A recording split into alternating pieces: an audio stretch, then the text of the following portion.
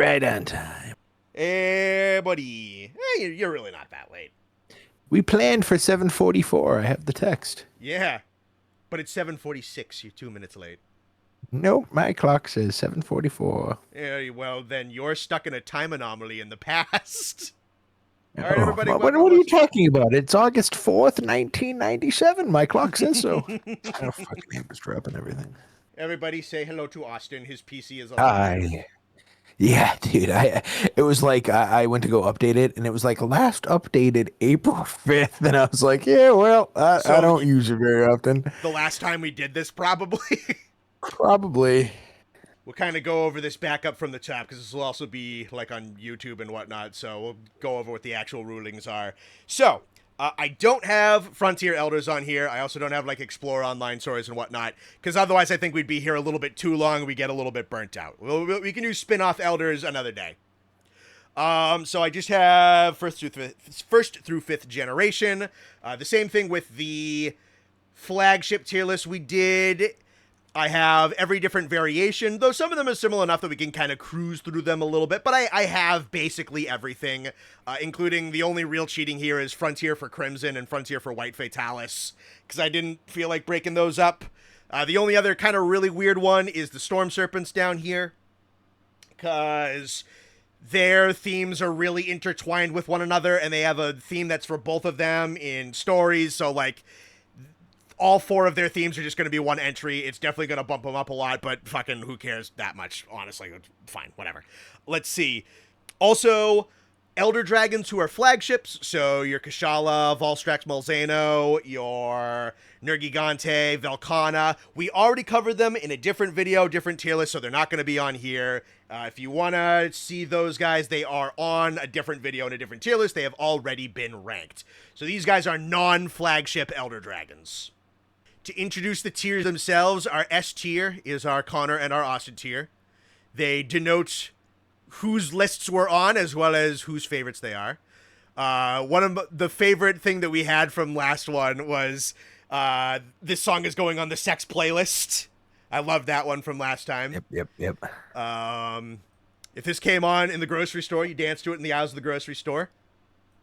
C tier. This one sure is a song. It is music. It's playing. It's not the worst thing, but it is a song.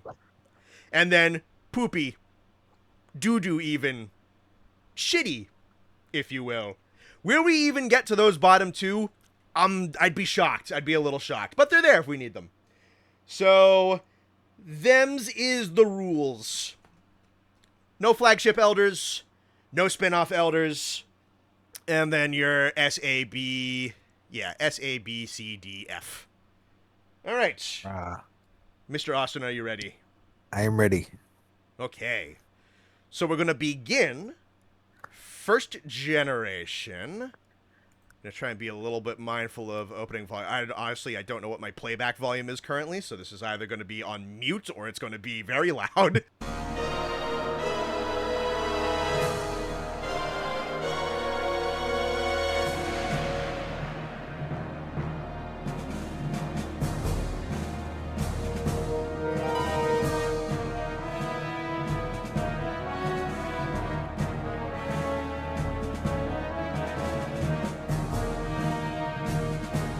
So this is your first, like, giant, oncoming, marching monster coming for the castle you're trying to defend. I can tell from, like, the fucking drummer boy drum in the background. Yeah.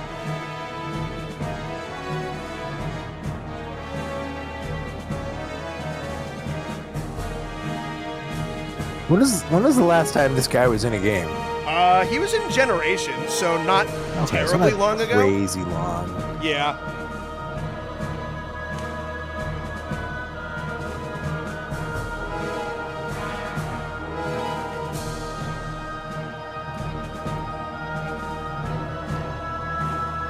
I feel like this one just kind of does exactly what it needs to. I mean, the vibe is there. Yeah. I like the background vocals, like the chanting is very cool. I think it does what it's supposed to do. It fits the vibe. It does its job. But is it like knock my socks off bombastically amazing? No. And I feel like it's very repetitive. I feel like it's pretty much the same loop over and over again, which is fine. But I mean, I think in the grand scheme of things, I think this one will just kind of be middling compared to some of the other ones that we probably have coming up. I do like this part. The organ's pretty cool, but when I think of organs, I think of my boy from Wilds. He owns the organ.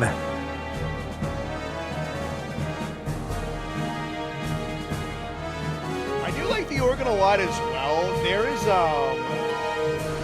I kind of hope they do this because this guy's coming back in Ascendance. Yes. When they do this version with like live recorded orchestra, they do this they do this like super mega dramatic like organ intro. I might actually pull that up and play it for a little bit. I feel like this could be more dramatic. I feel like this one is a little tame. Yeah. Again, I think it fits the ominous like oncoming March vibe, but it adds like a little like Bowser's Castle eeriness to it, but like I don't feel like it's.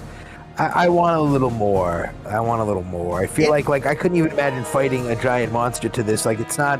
I don't know. It's not punchy. It's not. Maybe that's not the point. Obviously, I've never fought this guy, but I don't know. It's good. It's good. But is it like holy shit? No, I don't think so. Yeah. It feels like a giant thing in a PS2 game is walking towards it, which is what it does. Yeah, that's what it is. Let me find his phase 2. Oh, here we go. So he does have a phase 2, which is a little bit better. I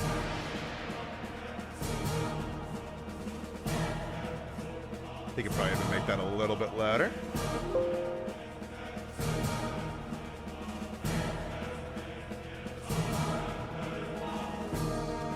Yeah, there's a little bit more tension on it. It's a little bit faster. A little bit more. This is, like you said, PS2 game, and it sounds like it.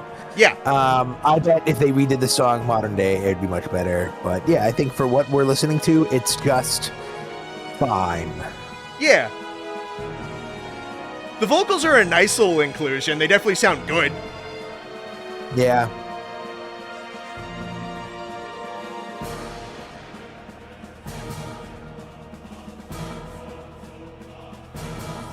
Yeah, that's cool. Yeah, that's cool.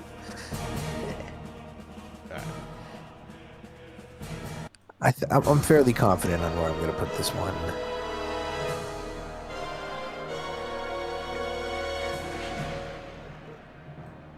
Drop that a little bit. All right. You first, sir. I think I firmly planted in C. It's not bad. It sure is a song, is kind of a song I'm just kind of like indifferent to.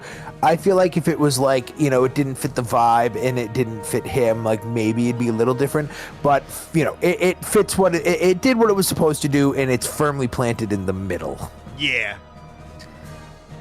Yeah, I definitely can't disagree. I think C's a good one. Alrighty.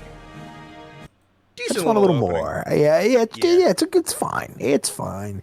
But it doesn't do like when I'm thinking of like, theme songs, I listen to like, fucking, I listen to some in my car, like I'm not listening to that in my car. Yeah. All right. So we're going to go to Fatalis next. So Fatalis is going to have 2. He's going to have his original from the very first game, and then he's going to have the Iceborne rendition. Sure.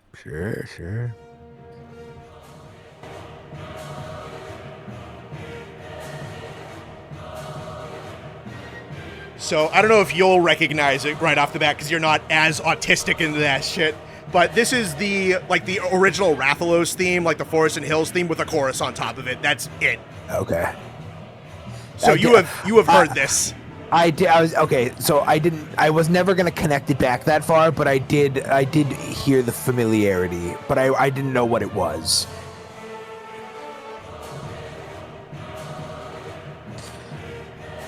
Yeah, so that's really all this is. It's already a really repetitive piece. They put a chorus on top of it. It's... Yeah, yippee. Yeah. It's kind of neat in like a meta-textual way because it's like, oh, this is the main theme associated with the guy on the box, but now you have the super ultra mega dragon version of that, and it has the scarier chorus on top of it. So I feel like, honestly, we can probably just kind of move past this, because this is the one we care about.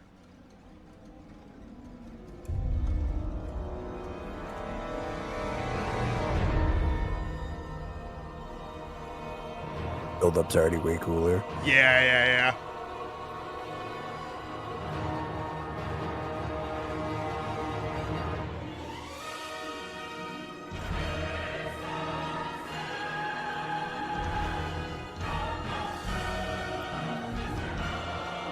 Yeah, dude. Yeah, like that's already just... Stop. I mean, come on. Yeah, that's just... That's so much better. It is the same melody, but it's just so dramatized. But it's exactly. It's like Duel of the Fates level type shit. Yeah. Yeah, I mean...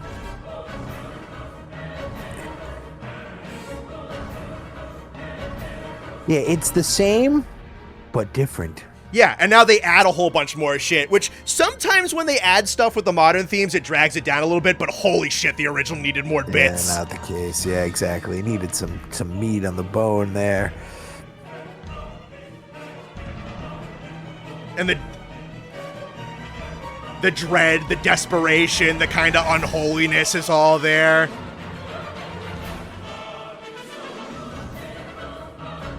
Yeah, this is dramatically better.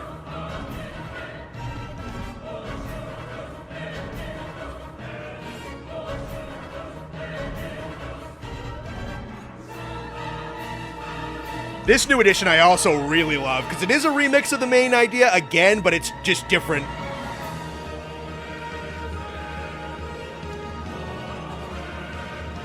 Oh, I love the male vocalists on that.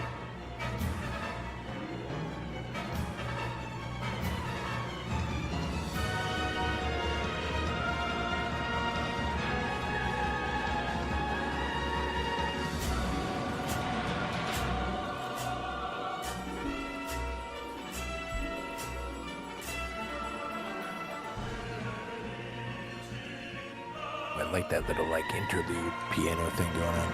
Yep. Oh, I love those percussion hits on the loop back too. Thank you for the 5, Dan. Oh, thank you for the 5. I'm gonna say this now. Last theme reminds me of something out of Twilight Princess, IDKY. Interesting. I don't know that soundtrack well enough, but cool. It is the Kokoda motif. Yeah. So a lot of Fatalis' theme, as well as like the Forest and Hills, it's like... Not even Forest... No. Yeah, a lot of Fatalis' theme is actually a remix of like the village theme from the original game, but just made to sound so much more dire.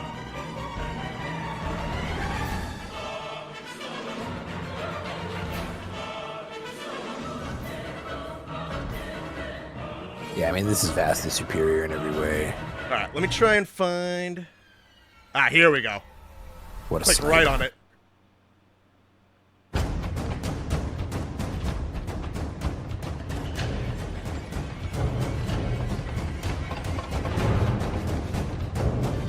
Get the drums that transition into phase 2 off of the cutscene.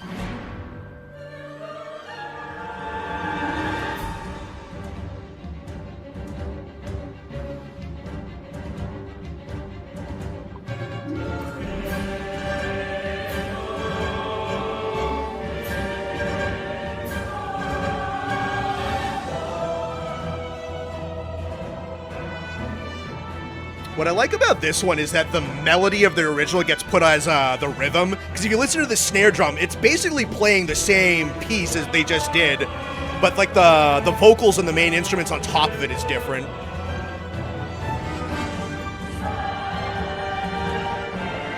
Yeah, I like the I don't want to say like tonality change here. Like, I don't know, like the first bit was much more, like you said, unholy and like, hopeless. And then this one is a little more like dueling, a little more back and forth vibe.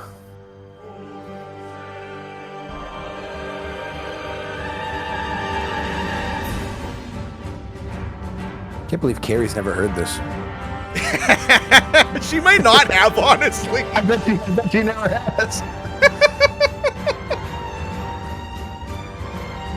Oh, this part's awesome. Oh. Oh. Oh.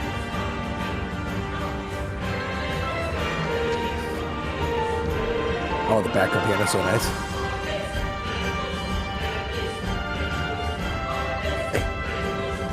Oh, the drive is just so fucking cool. Dude, it's so good. Is the guy who really knows music in the chat? Because remember that one guy who was here and they were like super into music? I wonder, speak up if you're in the chat.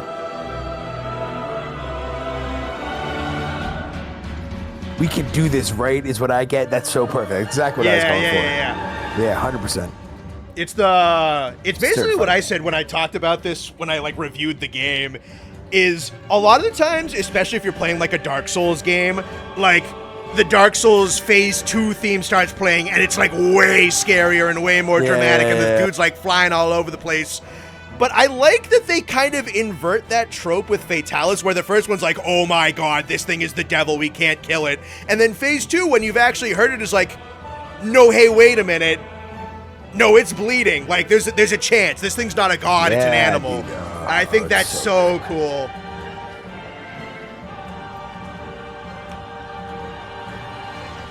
Like I said, if you're listening to the snare drum, they basically move the first melody back onto the rhythm. So they still kind of keep the motif, but then they change how like the tonality of the chorus works. It's really cool music writing, which I wish I knew how to articulate better, but it's still sick. Yeah, that's my problem. That's why we need that guy in the chat. I have no idea how to say some of this shit. I just go, oh, the plinky noise. Yeah. It's funny too, because honestly, I really haven't heard this either, because yeah, it's playing. Dude, I go deaf when we play this fucking stupid monster, dude. I literally, until Proof of War comes on, I don't hear a damn thing, dude. It's all just blurred nothings. Let's put it up there. Yeah. That's crazy. Yeah, give me one sec, though, because this guy tacks on an ending from one of the live shows, and it's fucking awesome. So I'm just going to let it play for the last minute.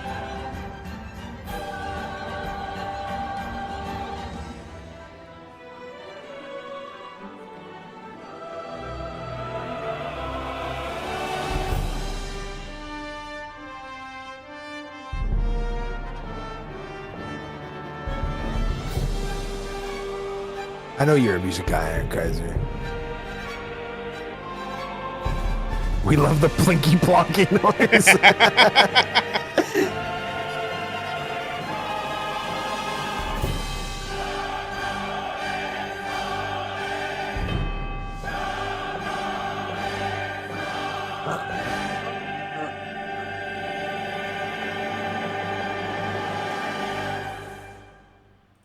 Yeah. That's so fucking cool. So good, dude. Oh, that's so good. That's gonna be tough. That's tough this early. I mean, that's gonna be tough. You scroll down. Who's coming up? Scroll down. Okay. Where are we categorizing? I know they're not Elder Dragons, obviously, but where are we going to categorize like the Raidows of the world and like they're not Elder Dragons, but like there's a whole batch of monsters that aren't flagships or elders, and I think we're gonna get to them eventually. It's a separate one. Yeah. Okay. Yeah, there's a lot of like etc. miscellaneous like alt monster themes that'll get their own list. Are we sticking to one Austin and one Connor, or are we doing? Is that just S tier and like that's? I think it's just S tier. Okay, so so put it up there. Yeah. All right.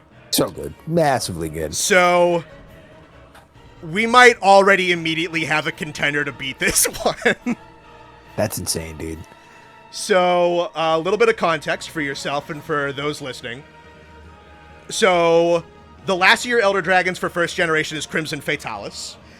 For most of his appearances, Crimson uses the original first generation Fatalis theme, with like 2 exceptions. The first one is in 4 Ultimates, where he got this, like, super mega crazy powered event quest. And that version got its own theme, and it introduced a unique theme for Crimson. That's the first one we're going to listen to. Crimson also gets a form in Frontier. And there's a Frontier form of Crimson Fatalis' music. And that one is also in here. So, we're going to start with Crimson from For You. And then we're going to move into Frontier Crimson.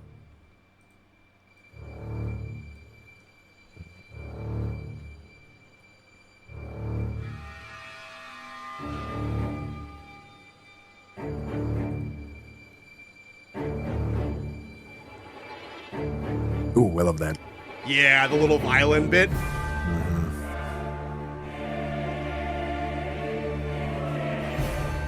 Oh, this is giving such, like, he's back vibes. Yeah! Yeah, like you thought he was dead vibes. Which is actually kind of Crimson Fatalis' story, actually.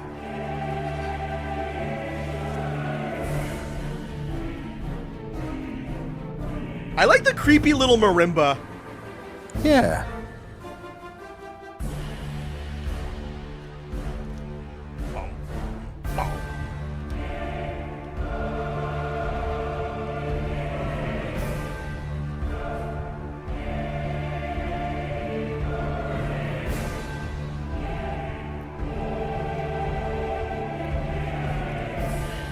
Only thing going against it, it's kind of repetitive, and it doesn't really go, like, super anywhere, but the atmosphere is really cool.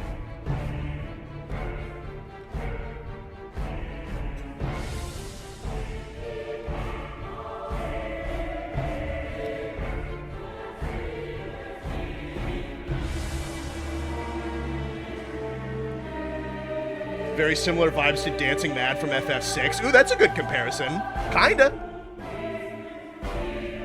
That lance looks like a corn stalk. There is a corn cob gun lance. Is that what it is? Is that what it is? Yeah, okay, no, it is. I was like, dude, that. What else could that be? I was like, that's corn. No, it really is. That's so funny. You can make that in Rise. I think you can make it in Wilds, I think.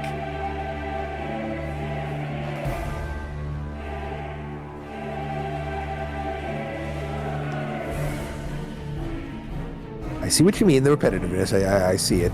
Yeah. I get it. It's really good atmosphere. It just doesn't really, like, go too many places. I wish it took it up a notch. You know, like I wish it took it to that next level. Well, you're gonna get what you're asking yeah, for. Okay. All right, let me Snipe it. Do it again. Oh, damn.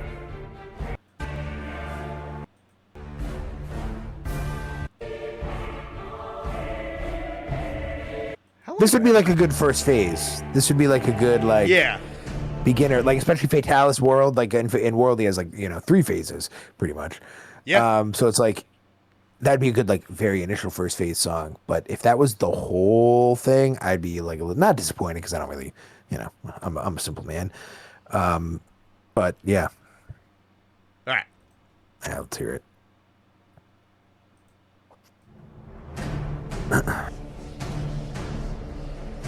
Oh, the, like, whispers in the back. Yeah.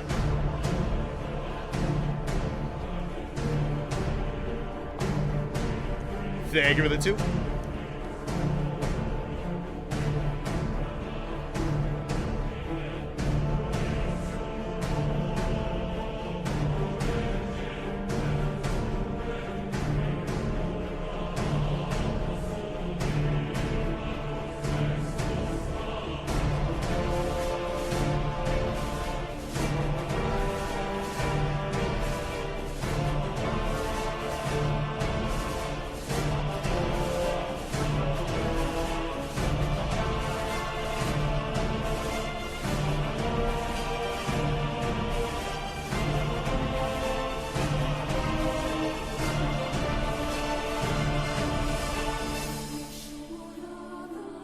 Ooh. Mm-hmm.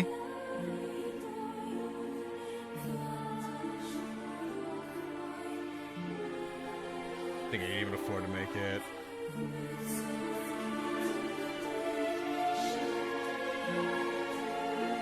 Like that first bit's got a lot of like build up and like, oh god, he's on his way, and now it's like right on the cusp of it.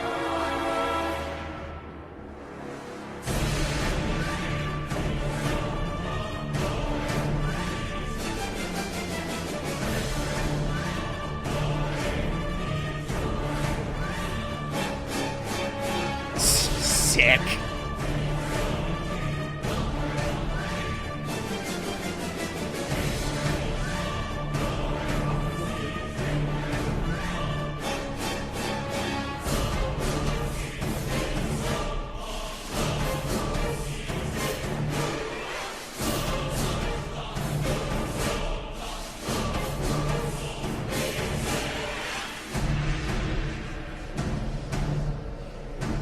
Wraps back around to the drums. There is a phase 2. Okay. But yeah, cut it down for like a little bit because I know where it comes in on this mix that this guy did. So yeah, this one's just like evil incarnate, basically. Yeah. Big, fat, fucking heavy drums. Very repetitive, but I like how they use that to like build and build up, and they use it kind of like as a backline for the chorus as that starts to just gradually escalate. They start adding a couple of new horns onto it, a couple of new percussion elements onto it. It's good. It has like a spine to it that they just build on top of and build on top of, and it feels like just this thing is incoming, and it's so sick.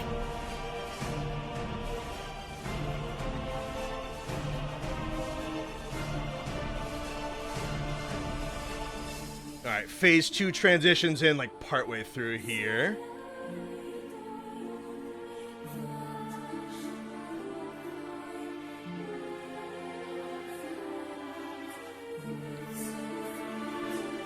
Fun fact, the quiet bit here in the Frontier theme, sung by the same person that is very famous for doing Nier Automata or Nier song vocals.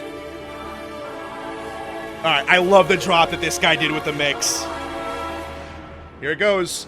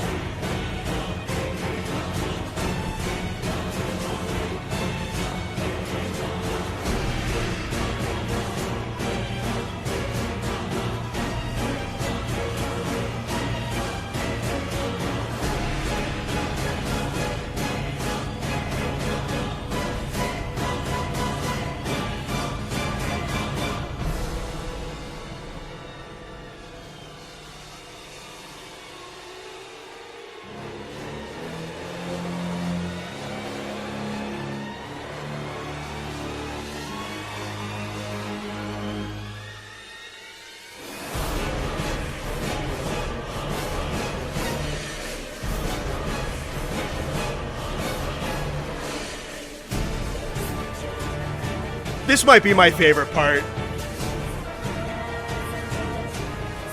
Those really, really sharp notes with the vocalists are doing. Yeah.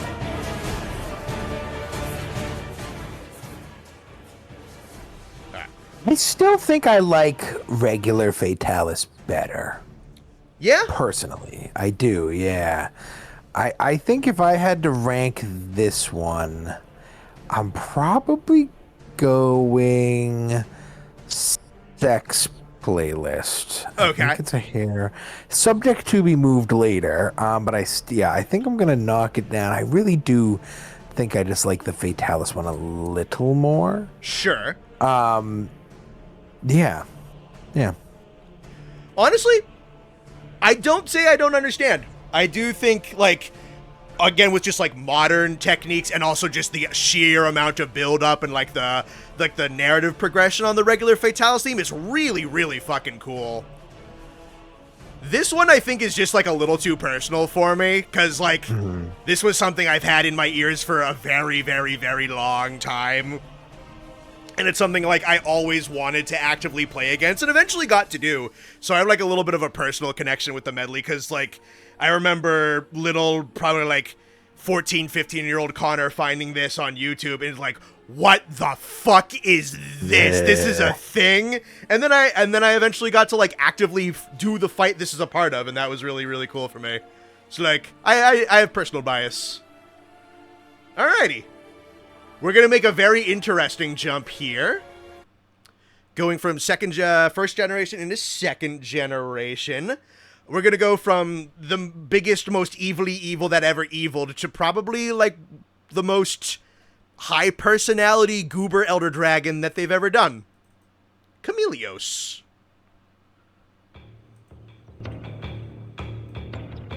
That's a crazy picture. Yeah.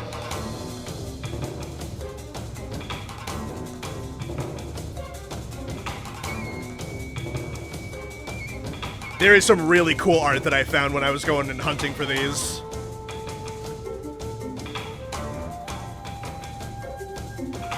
King of the Randalls, hell yeah. Lord Randall.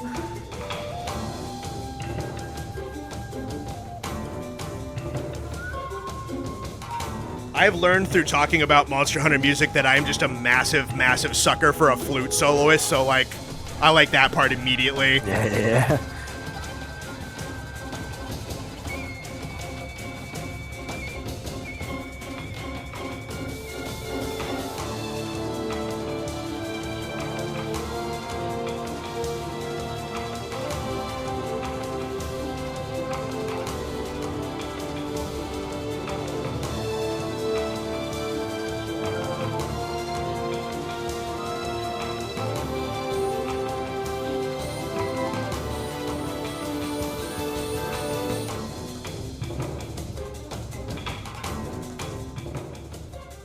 This one.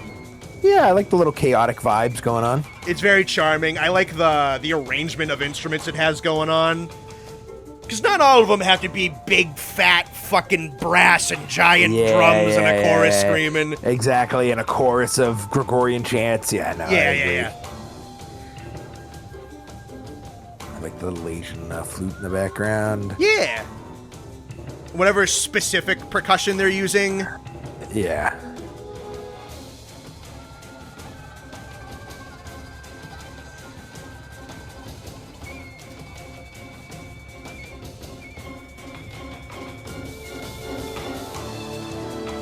Like, there's still a little bit of urgency with some of, like, the strings and whatnot, but it also, it never goes, like, super mega intense, which it fits for him.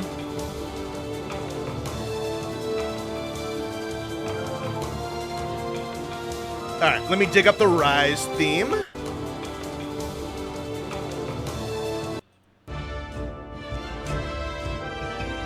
We'll be getting to this sooner or later.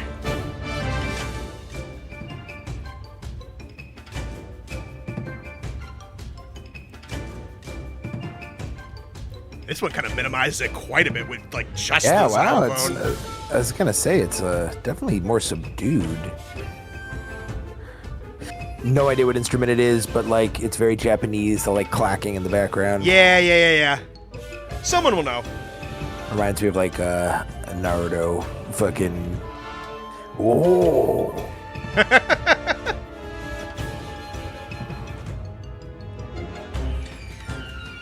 I am liking the amount of, like, marimba and xylophone, though. It's very nice.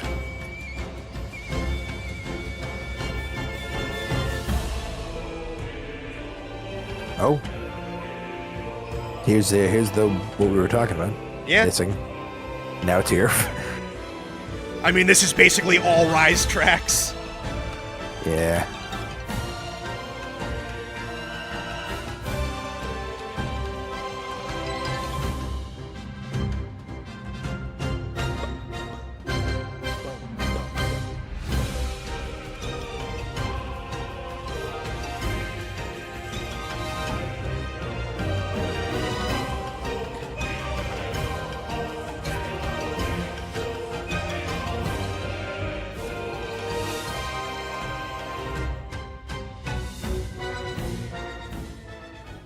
Yeah, I like this one a lot. Yeah, it's very good. It's a nice little interlude, because a lot of this is going to be big or atmospheric, and this one's, like, a little bit more eccentric and charming. Yeah, a lot of it's going to be panic, panic, panic. Yeah. All right, what are you thinking? Good. I think it's nice. I think it's different. I like how it was organized. I think it was a lot of instruments that blended in really well, like, together, and it made like a nice theme, and it didn't stray too far off. I think the Rise theme, maybe, you know, like you said, it's more fitting the game theme, but I feel like the Gregorian-esque chanting was a little out of place in the second version. Okay. Just a tad. Still very good. I think this would be dancing in a grocery store level. It's not mid. It's not holy shit, but it is very good. But I think yeah. It's good. I was thinking also dancing in the grocery store, which is fitting because out of all of these, it's probably the danciest track. Like, what's playing right now? Like, I could move to this. Although, honestly, it's Teo's got some stuff you could probably dance to. Which is what we're going to do next. My guy. 3 versions, original, Iceborne, and original world, and Rise.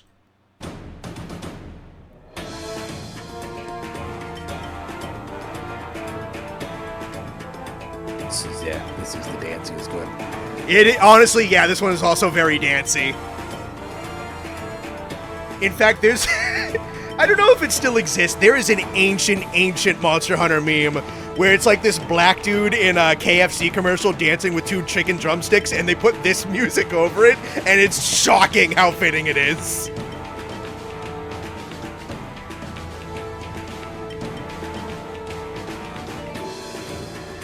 CR-Volcanic's theme. This is another one. What exactly that drum is, I have no idea, but that sounds sick. Hell yeah.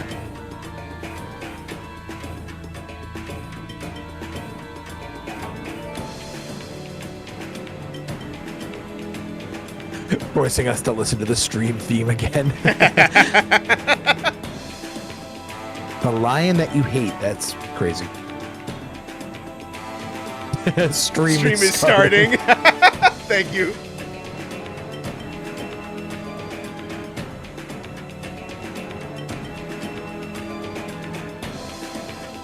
Belly dances in the background here.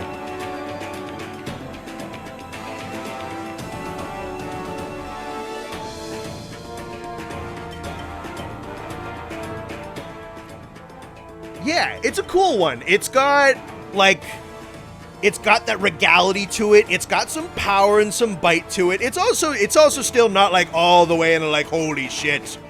But for these kind of, like, lower level kind of introductory Elder Dragons, there is some... You do kind of get that lordly, kind of kingly, because that's the whole big thing with Luna and Teo. Yeah. This one's really good. We knew this, though. Yeah. Alright. Ah, here we go. I love, like, the, Actually, wait a second. Oh, yeah. Ah. Oh, the extended intro on this one's so good. Hey.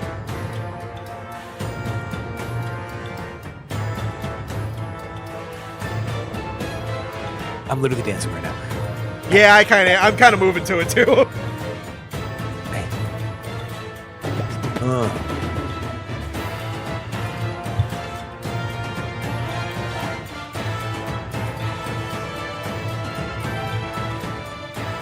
I love, like, the Middle Eastern-esque tonality. Oh, yeah. Middle Eastern-esque, like, desert arid land vibe that they make with this one. It's really nice.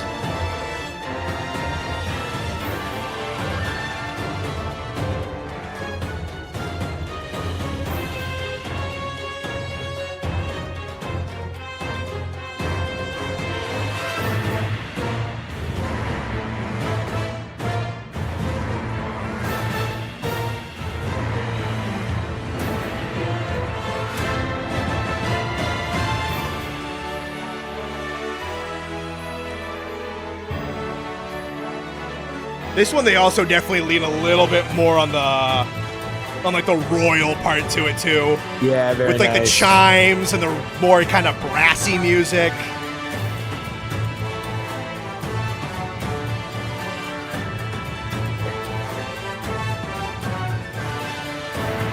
More militaristic. That's a good way to say it. A little bit, yeah. The drums and the horns especially, I think they nailed. Second layer of belly dancers arrived.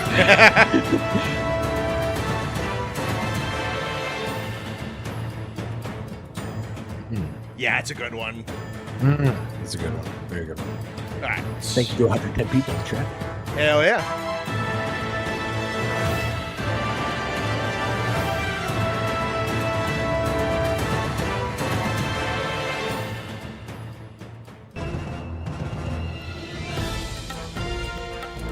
A little more, okay.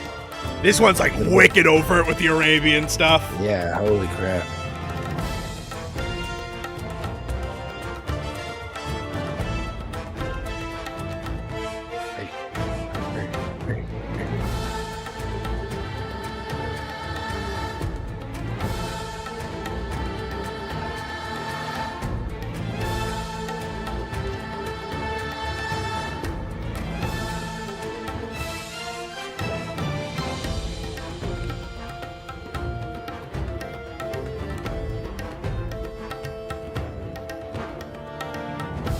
A lot more culturally stylized. Absolutely, yeah. Yeah.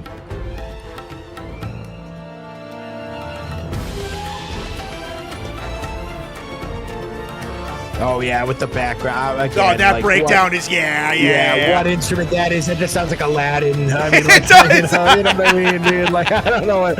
Again, what is it? I don't know.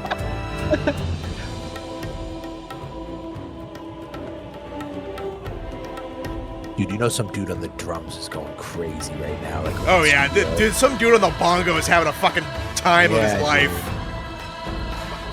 Again, with the rise vocals per usual, but this is very nice.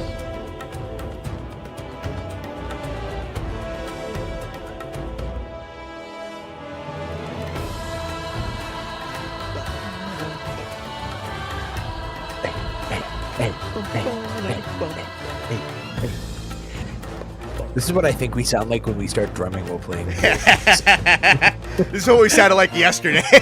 We were kind of playing it yesterday, low-key.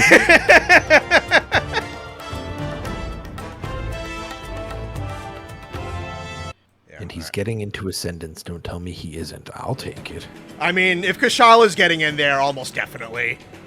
Alrighty. Yeah, I think we very much enjoyed that one. Yeah, put it in Austin. That's a great one. Yeah. I'd put that at the very top. I think. Yeah, I think it's better than. Oh, you want to put it up here?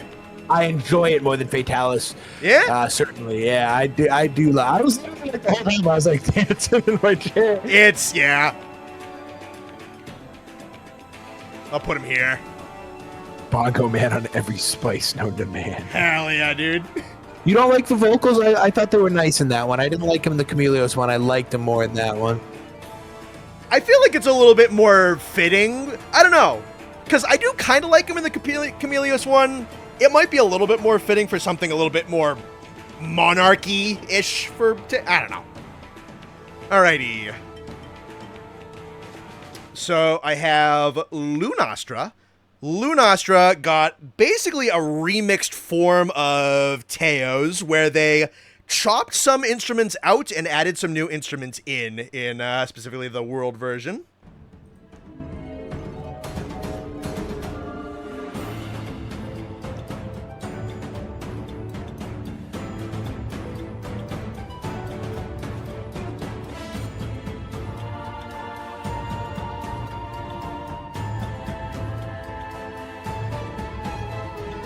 I like how it's like a more, I don't want to say subdued, but like a quieter night version with like the whimsical keyboard in the back. Yeah, I mean, the easy term is feminine. Feminine, that's a good one, yeah.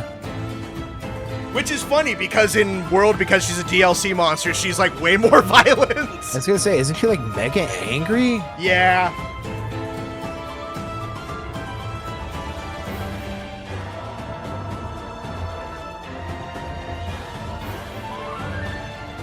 Yeah, the thing I like about this mix is they didn't just slap more stuff on top of it, but there are a couple of horns and a couple of other instruments from the Teo theme that gets like, they get swapped out instead. Because I feel like if they just slapped everything on top of it, it would feel kind of mismatched. But like they a little jumbled. Yeah, they played around with the master a little bit and just kind of like picked and chose different instruments to add in, and it works.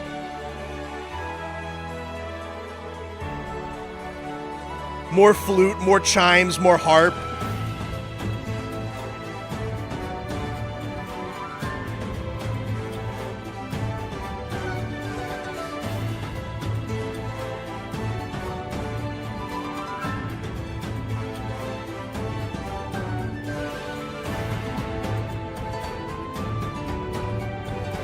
Yeah, you look at that picture right there. I'm like, that's not a graceful feminine cat. That's an angry lady.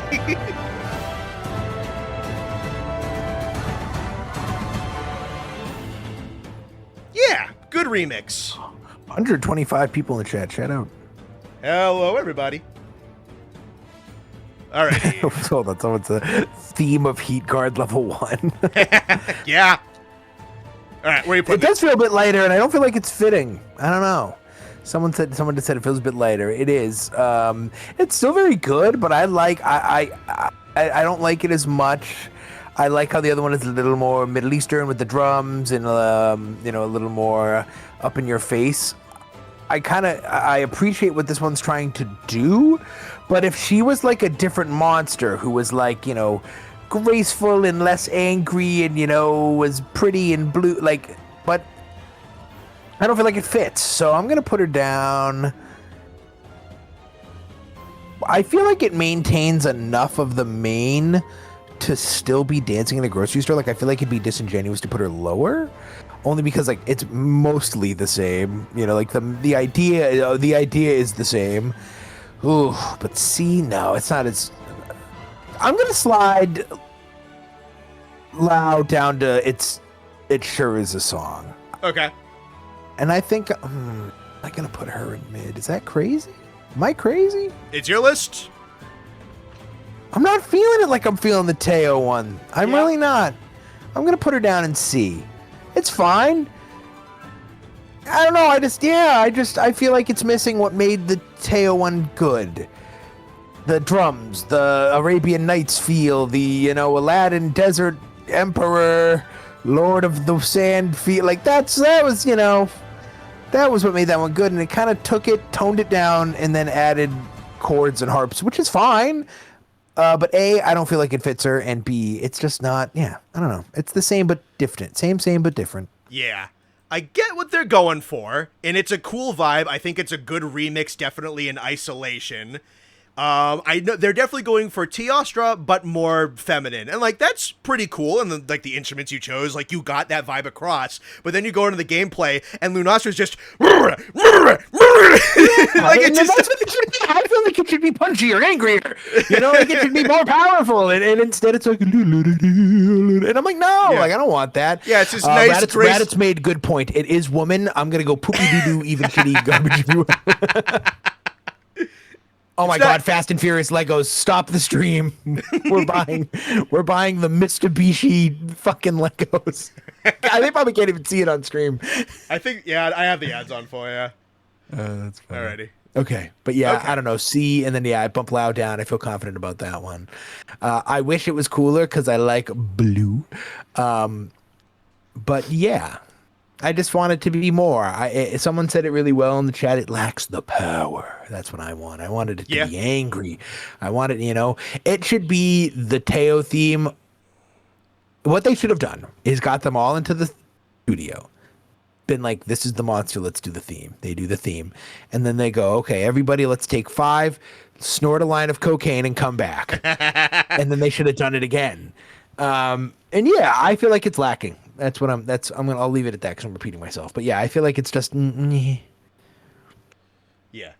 Someone just asked, no Kushala? Kushala was done with the flagship ones. Here's one. Probably the main series Elder themes. Probably one of the more obscure ones because not everybody's fought Yama. And Yama's theme, I think, gets a little under-discussed. Yama Tsukami. Squid.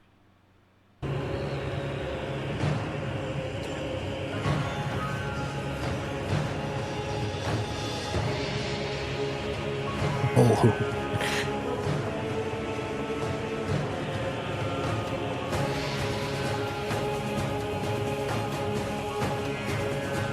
Those Legos cost $120. It's $120 more than I'm spending on Fast and Furious Legos.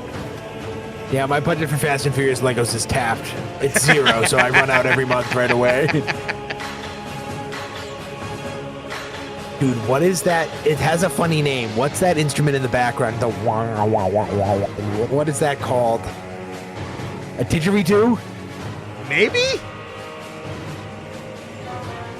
We'll go back. But yeah, the it's gone now, of course.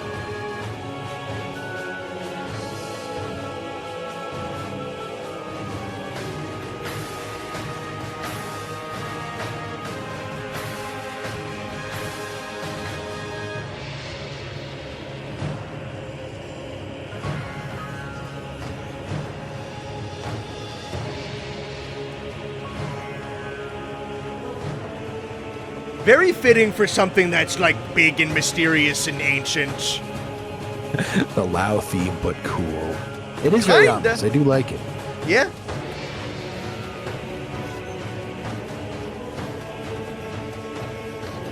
I do like the Mongolian vibes. It's pretty cool.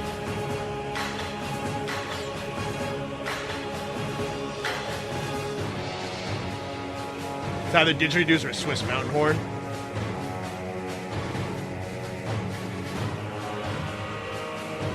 Yeah, it's big, it's slow, it's ancient, it's mysterious. Like, I feel like this is fitting. You know, you look up in the sky and there's a giant floating moss squid. Moss squid.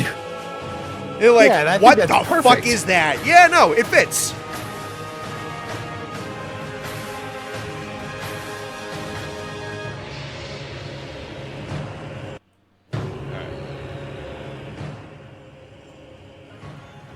Yeah, that's a cool one. It's very kind of like shoved in the back. Not a lot of people talk about this one because Yama doesn't come around all that often. It doesn't get brought up all that much, but it's a neat little track to go digging for in like the old second gen games.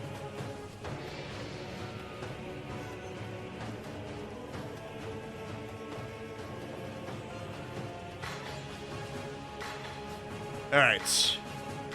Anywhere for placement? I think it is. It doesn't fit the vibe of Dancing with the Grocery Store, but I think that's where I'm going to put it because it's not like holy shit, knock my socks off. But it is very cool. Again, I like the didgeridoo in the background and the ominous chanting and like how it fits that like someone said Mongolia. It's a very good theme. I think it's good, not great. And is this one I'm going to download and listen to in my car? I don't think so. But it is still very good, and it's definitely above mid. Yeah. All right. Above Chameleos? Yeah, I'd say so. Okay. I'm personally going to put him just, I think, like one above now. Yeah. Okay. Interesting. Yeah. Okay. I like that one. I thought that one was pretty good. It is pretty repetitive. It just kind of goes and goes and goes. But I mean, I thought that was good. Alrighty. Ending second generation, White Fatalis. This one also has a Frontier theme. But we start with second generation first.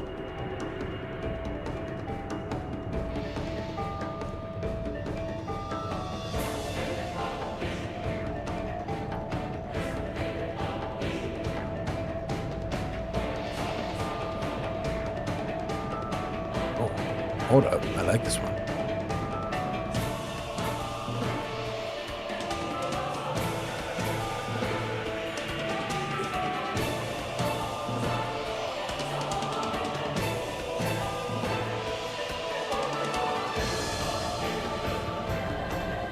More divine than doom and gloom apocalypse like his brothers. It's very like Japanese mythical beast ancient regalness rather than like, like medieval regalness. Something descending down from the heavens to fight you, basically. So like Sekiro Divine Dragon, but like more.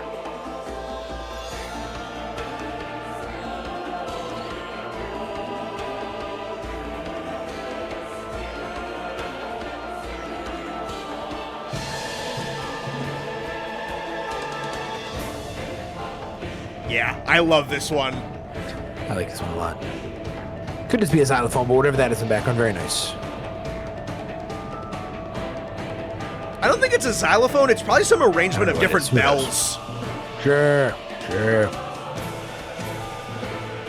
Yeah, the temple bells kind of thing. I kind of like that. Yeah.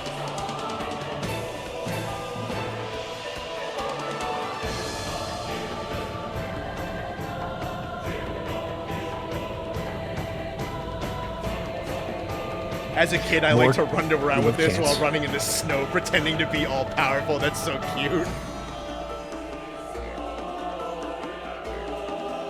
Yeah, like you said, I think this one gives more of a, like, ancient instead of evil vibe. Yeah. Like, the other ones were like, oh, it's Satan. And then this one is like, you know, it's the ancestor of the rest of them. And it's, like, still regal. But, yeah. And that picture always reminds me of our first tier list we ever did where we were on Reddit. And we saw that picture. And we were, like, making fun of the commenters.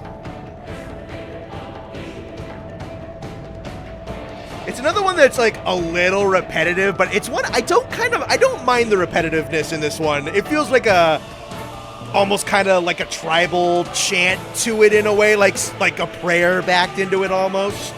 Yeah, I think it is very more deity aimed.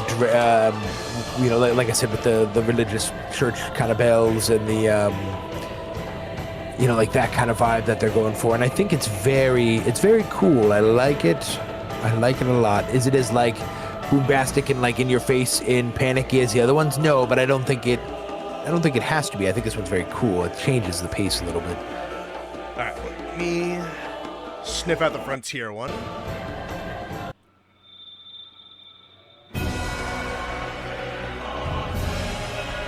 Okay, we're kind of back to regular Fatalis stuff.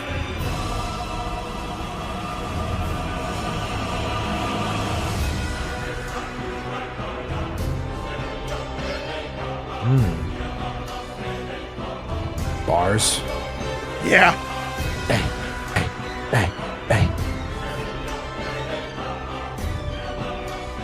It doesn't like lose the godliness, but it feels a lot angrier. It's a lot of ingredients for sure.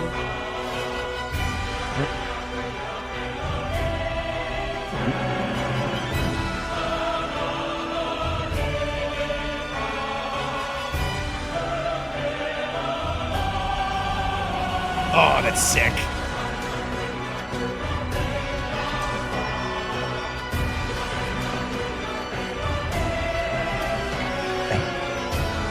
This one's really good.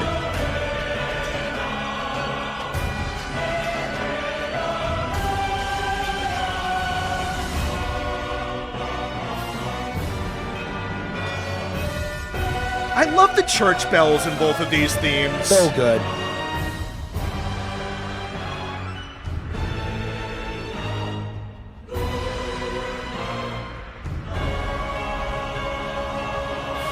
Oh, that's so good.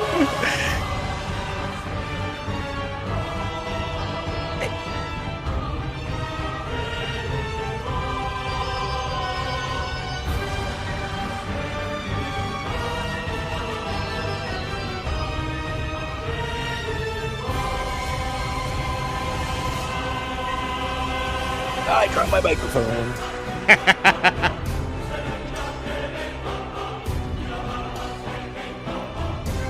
Who knows what they're saying? Not me. But I get the energy.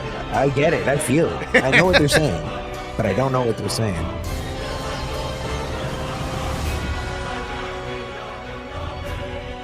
Yeah. So, like we were saying, it's still not like full, oh my god, that's the devil crawling out of hell like it is with like Crimson and the other one. Yeah. But this one's like, God is pissed. Yeah, that's like, yeah, exactly. It's more mythical and less like, holy shit, you're going to die now. Yeah, this part is so cool.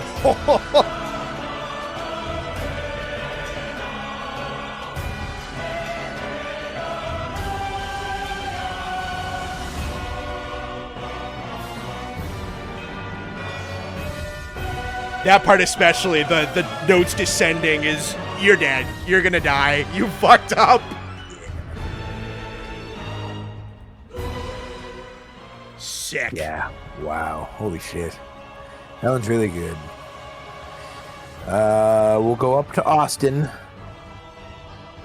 But this is tough. Better than Fatalis, 100%. Not debatable. Yep. But is it better than my bongos? Yikes, this one's tough. No,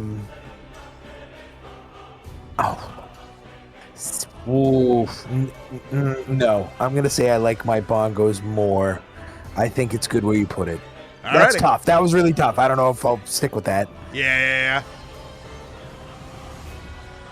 I think I'm confident enough doing this one for me personally. Wow, okay, yeah. I mean, listen, I was right there with you. I was right there with you. We were lockstep. I mean, that one was tough. That one was tough. Yeah. Alrighty, third generation. And a little bit of fourth, because Jhen Mohran and Darren Mohran from 4U have the exact same music. Going back to a big, chunky boy. If I can fucking... There we go, Jay.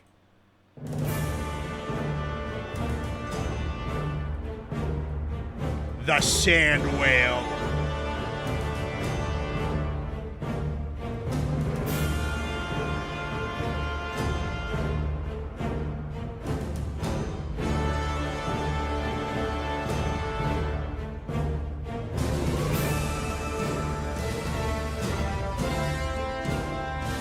I feel like this one's just loud but cooler. Yeah.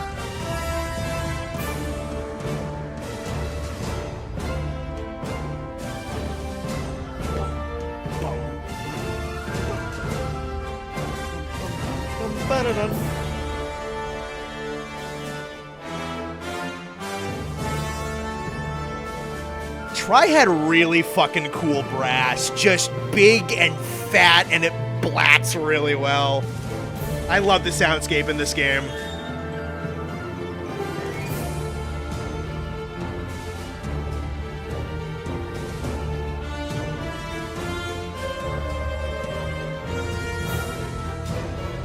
Oh yeah, I have this art in here.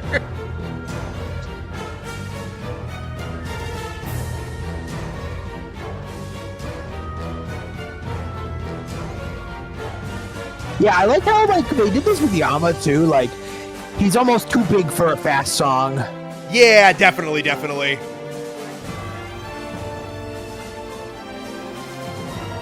Is he slightly blue? There is a little bit of blue tint on him, yeah.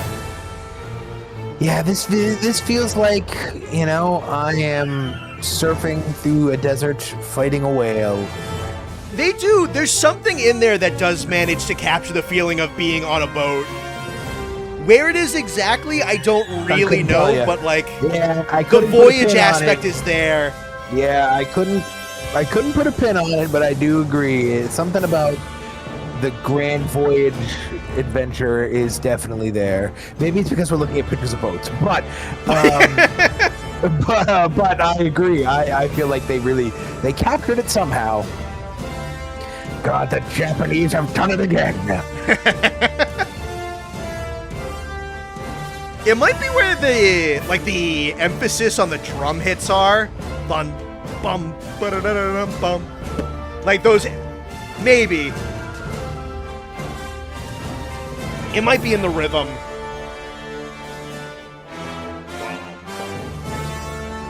There's something like, this feels like if like the giant evil pirate ship from Pirates of the Caribbean came out of the water, like this would fit.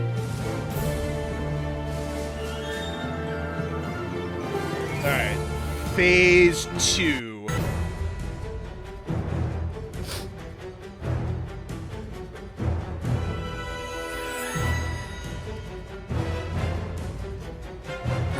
I'm Japan.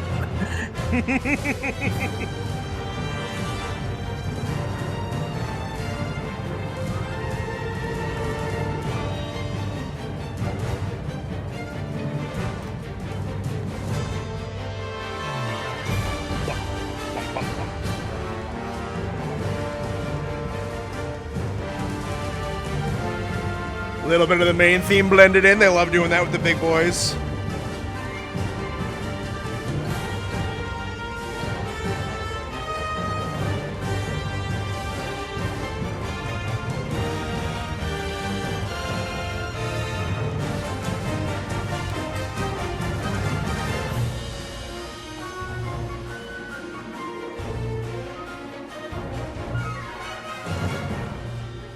Yeah.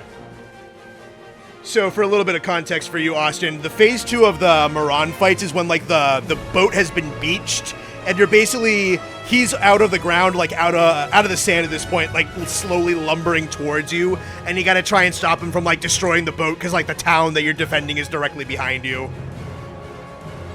So this is the theme of trying to halt his oncoming march as opposed to like swimming alongside him.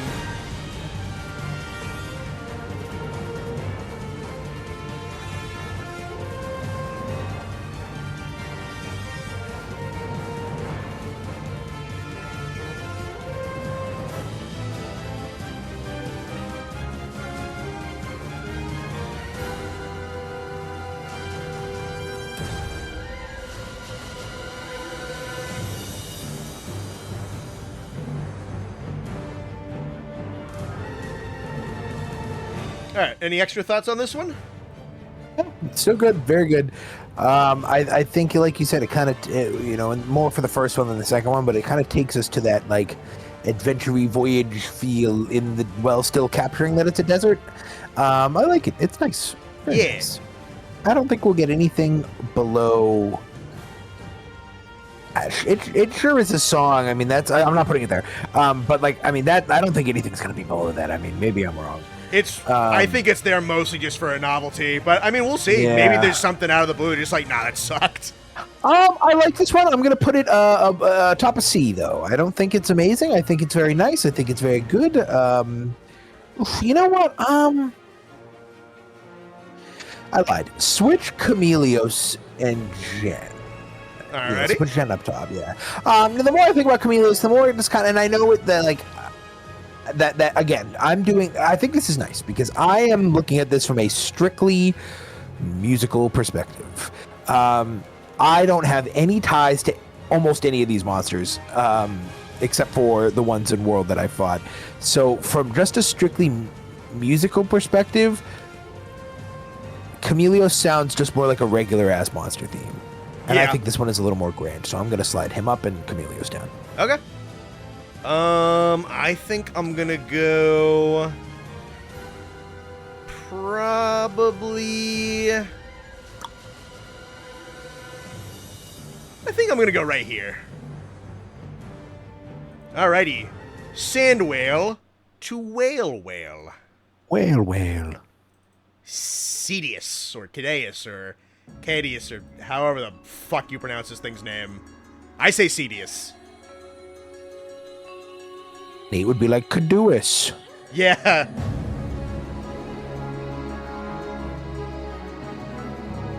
Dude, shout out to Cosme Elephas Lucero. He has done almost all the art. He'll never see this video, but he's been putting in some serious work. I'm sure some of these are many, many years old. Some of them are, yeah. He is putting in some serious work.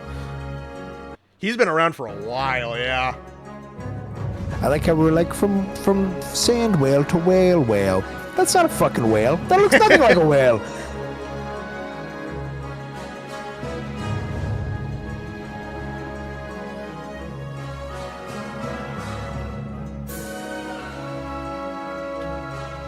Some of these go like super heavy atmosphere. Ceadeus phase 1 is definitely one of them. I think it's nice how the big ones aren't, you know, like how it's like, you know, a little more big and chunky and dramatic.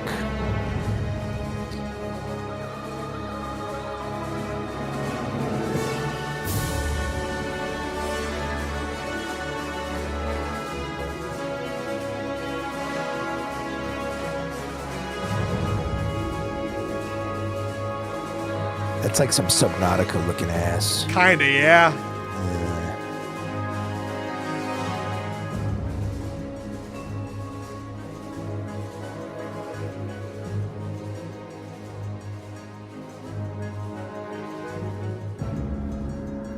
I like it. It just kind of basks in the majesty of the whole thing. Because this would be when you're just kind of swimming alongside it when it's pretty passive for the most part.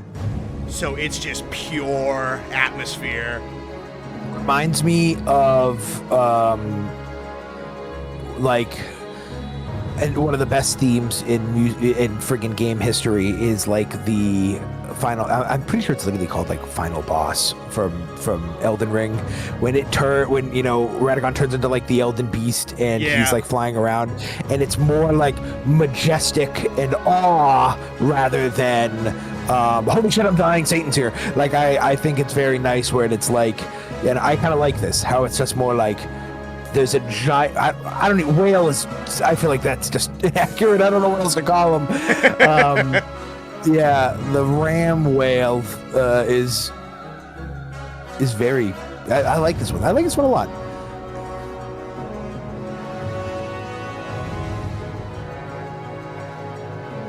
Yeah, this is definitely like the soundtrack for like the awe part in like the late first act of a movie. Like, this is your big wow moment soundtrack, and it's really good at that.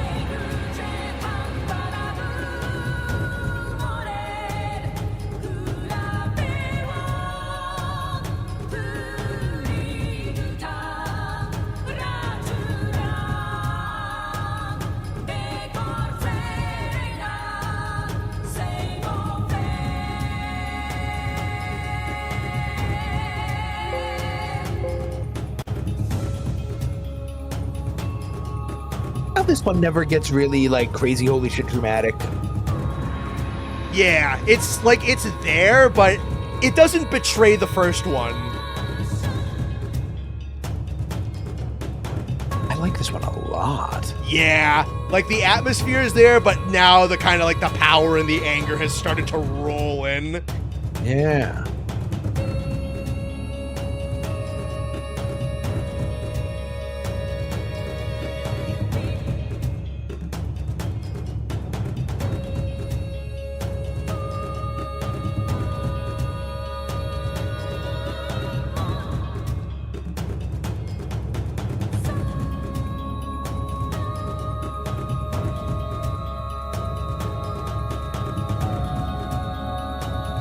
And the vocals are so good.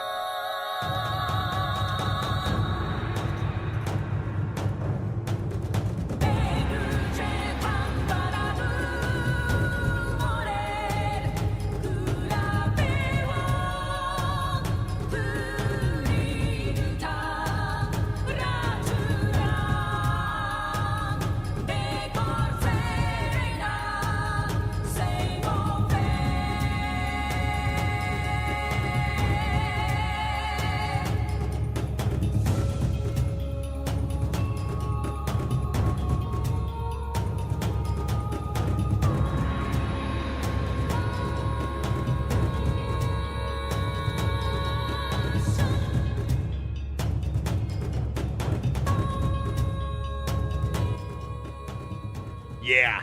There you go. Ceadeus. I like that one. I like that one a lot. All right, where are you thinking? What are you thinking? I think I'm gonna go sex playlists. Yeah. Is it top sex playlists? All right. Subject to be moved up to S. But for now, we're gonna go sex playlist. Yeah, I think probably, not that I have anything else in there, but probably the exact same for me. There's some others that do a little bit more, but like pure atmosphere in phase 1, like the big, like, wow moment and a soundtrack, awesome. And then Moonquake, like the phase 2, again, there's others that do more, but for what this guy is, because he's not super violent, he's not hyper destructive. Honestly, the final battle in Tri is really about, like, helping him, like, get rid of his overgrown horn, and, like, I mean, he's an animal, he doesn't understand that you're trying to help him. He's like, what the fuck are you doing? But like most animals, yeah. Yeah. But, like, the final battle isn't so much like this gigantic, terrifying duel to the death. It's more so, like, helping out this god, and then he doesn't know what you're doing, so he gets kind of pissy at you. So that, I think, also fits pretty well. Yeah, no, it's... in terms of, like, the instrument choice and, like, the feels that it conveys and everything, it's super well done. It doesn't overdo it either, which is good. Really, really, really beautiful. Alrighty. Amatsu.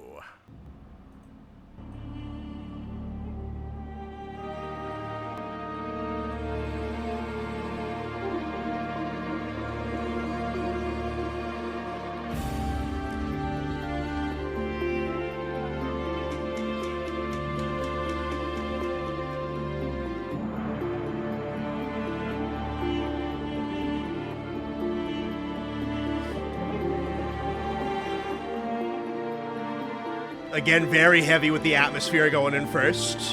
Yeah.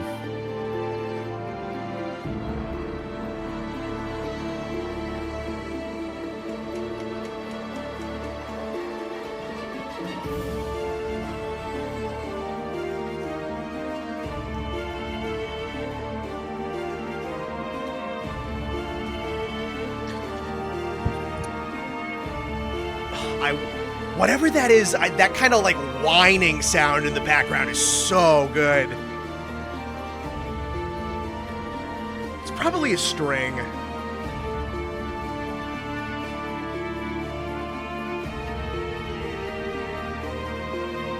I like the plucking, like boom, boom, boom, boom. Yeah. That's very nice. Is that what you're talking about?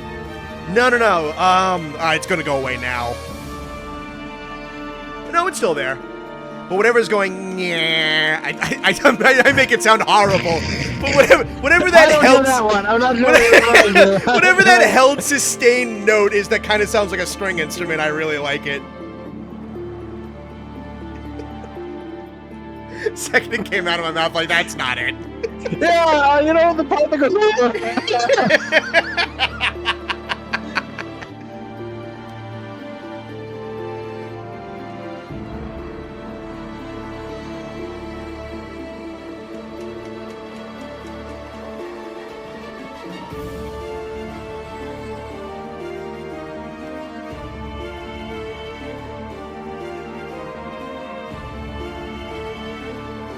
This right here. Is that Sword Saint?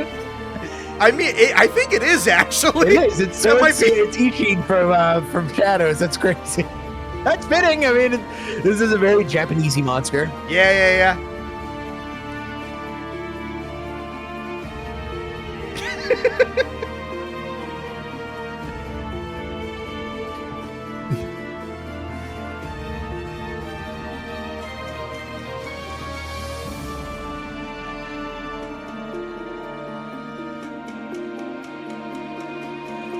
Yeah, this is like the storm clouds starting to form around you.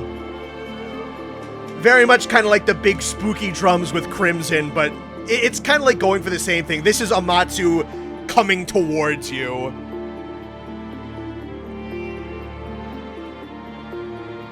Alright, let me find...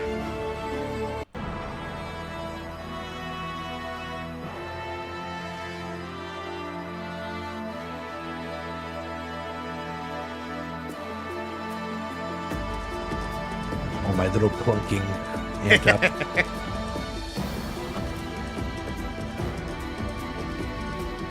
Yeah, they keep it in there for the back.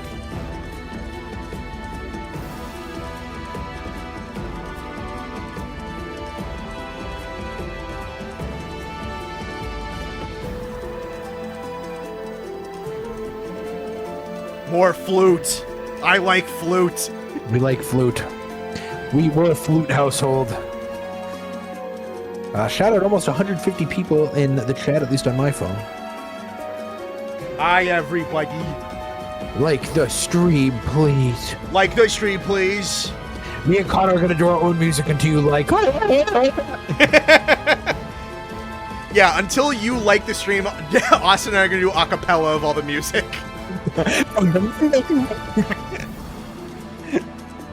You can go whenever you'd like, Connor. That's what we gotta do for Bone Boys Radio is a cappella. Yeah, what was that part you like in the back?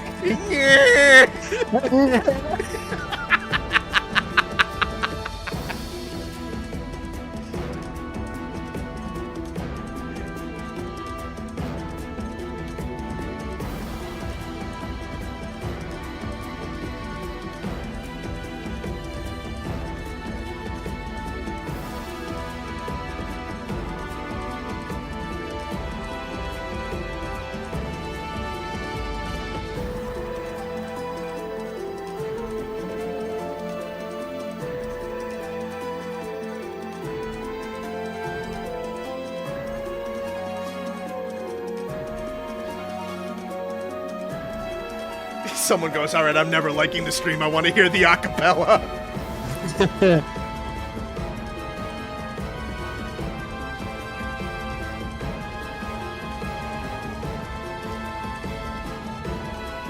Alrighty. What are we thinking? That one is very nice. I think it's very fitting. I think I like it's a little more elegant while still being like, holy shit, you're in a tornado. I think that one is very cool.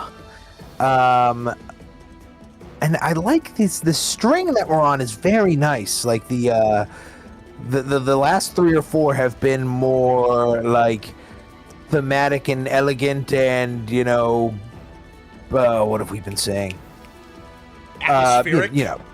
Yeah. Rather than like, like I said, like up in your face, big dramatic, screaming and chanting. So I think this one's nice. I think this one is going to go up in... I'm hanging out between Sex Playlist and Dancing in a Grocery Store. I do really like it. Is it better than that Fatalis one? I don't think it's as good. So put it above Balloon. All right. In Dancing Right in here? the Grocery Store. Yeah. Yeah, I think that's good for now. Yeah. Everything is subject to be moved the more I think about them. I think I'm probably top of Dancing in the Grocery Store too. Yeah. Hey, man. Yeah. This isn't one I go like digging for all the time, but it's like good. I like it. Yeah. Yeah. All right. Now let's get into some of the dramatics a little bit. 2 versions of Alatreon. Tri and Iceborne.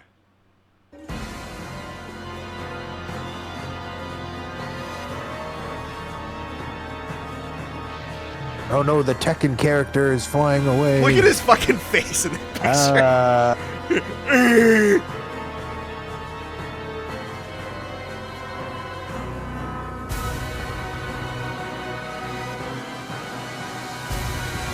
We've kind of taken like a 180 back to the vibes of the beginning of the stream. Yep.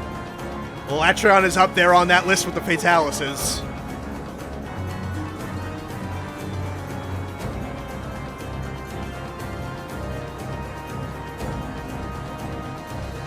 I feel like when I think about the final 2 fights from World, I could be totally tripping. I feel like this guy gets lost in the 2. Like, it took us a lot of tries to beat him too, but like, and I think he's so cool, and I think he just gets overshadowed by Fatalis. Fatalis is yeah, he's kind of made out to be... Fatalis is made out to be the bigger deal. Honestly, I like Alatreon more. I do. I was just going to say that. I do. I like Alatreon more. I think visually speaking, I like Alatreon more. Thematically speaking, I like Alatreon more. Like theme, and by theme I mean like like him himself, like the elements and whatnot. This is sick. Whatever's going on right now. our first, like, I feel like our first appearance of like an electric guitar, it feels like. It is, yeah.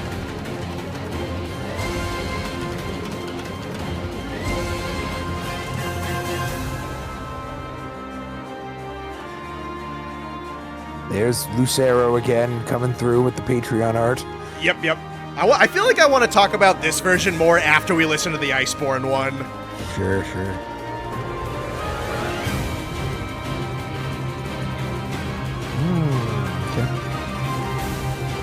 Okay. Okay. And the electric guitar fits in really good too. Like, it's not really distracting. Well. It's not weird. Yeah, like I used to listen. You know, you ever see those like those songs on YouTube where it's like epic version? Yeah. Yeah. And, then a lot of the times they're not good. And it's like, it's like, no, it's like, why? Yeah.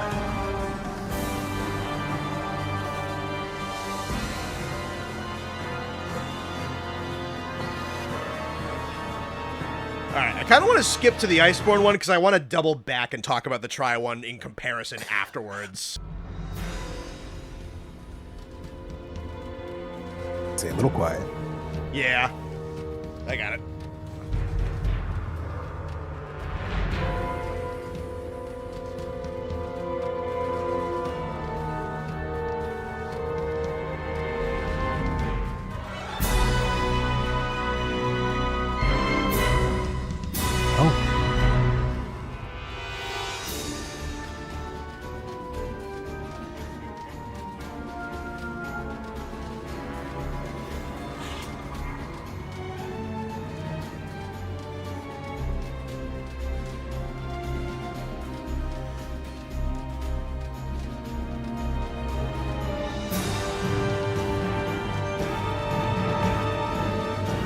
I think this one is interesting. Could this be a volume thing? I feel like it goes from like, holy shit, really dramatic, and then it gets really, really quiet. Oh, yeah. I don't love that. I don't love that. The ups and downs dynamics in this one, like, it peaks and valleys all over the place. Yeah, it's kind of annoying. The other one was much consistently better. Oh, here we go.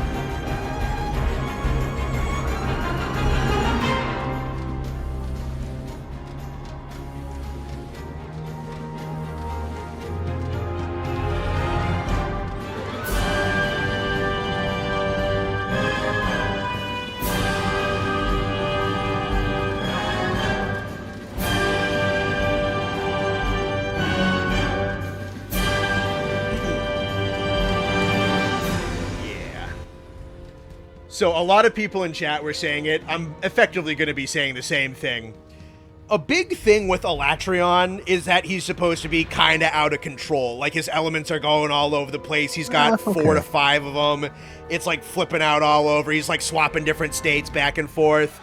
He's supposed to be... Whereas, like, Fatalis is supposed to be kind of like the more composed, like, sinister evil thing. He's kind of like your lawful evil or neutral evil, where Alatreon's supposed to be more kind of like your chaotic evil. And that's a big thing with, like, the third one. Obviously, the Iceborne one's going to have, like, really nice orchestration and really good sound mixing. But, like, the personality's kind of not there as much. Because we were talking, like, the guitars and the organs and, like, the weird electronic bits that it has. Like that right there. The really kind of frayed, splatty organ right there. And then, like, I like how this one doesn't die down. Like, I like how this one just keeps going. I do appreciate the idea of, like, attaching the thematics. But I don't know, I kind of like this one more. Up in your face. Yeah, this like, one's... This is slowed down, but the organs are there to, like, pick it up. The organs are there in the other one, but it's a little more muted. Like, I don't know. I like this one a lot. This one's so much better. Yeah. The other one's going for, like, big, strong, Dark Lord Imperial, and it's cool, but this one's, it's just not quite him. This one's just so much more personality-driven. This one's got, like, a teeny little bit of, like, bongos right there. Then the organ comes back.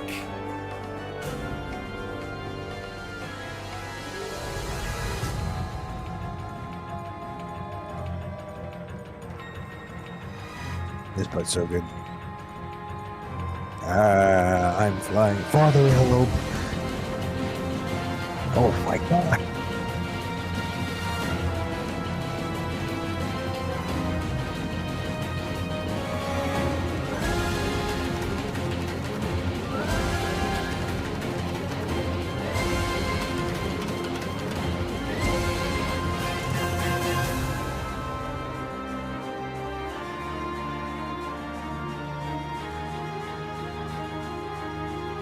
Yeah, I think this one's just so much better.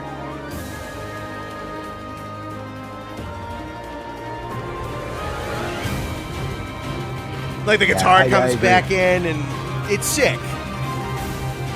Okay. I think this is a good, because there's a lot of disagreement in the chat. Some people are like, oh, this one's all right, this one's good, and a lot of people agree with us. I think we can agree, and you've kind of said it, I think maybe thematically, the second one is more fitting, but just overall better song, first one. Yeah. No, I think the first one's better song and better fitting. Okay. All right. Never mind. Yeah. Better song. It's just better.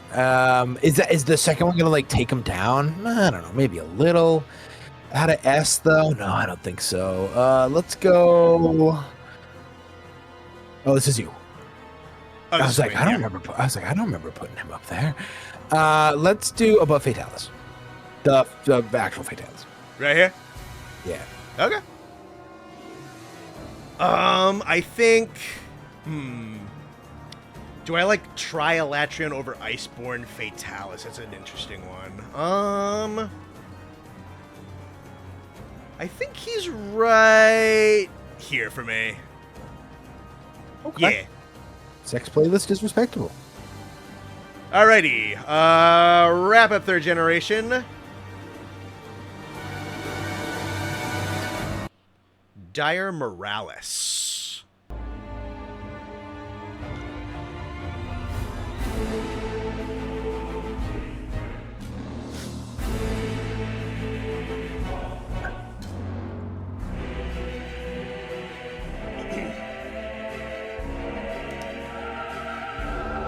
It's Ruko's revenge for not including him on the tier list. Yeah, I mean, we're back. I mean, we bounced up to 140 real quick again. Yep.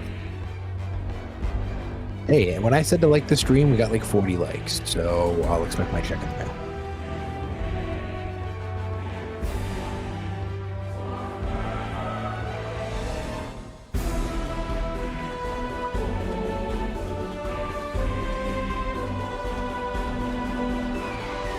Oh, and 40, like, the chat just fell apart. Well, whatever. Some people are probably just waiting to get back in or something. I don't know.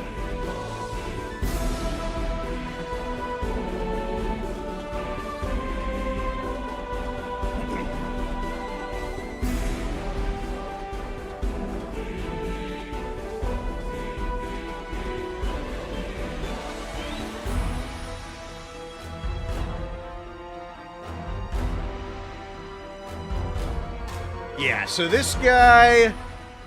Most of what this theme is kind of like a more operatic form of Tri's main theme. Honestly, a lot like what Fatalis does, but I think this one just does it a lot better because it's not a chorus slapped on top of a musical track. Yeah.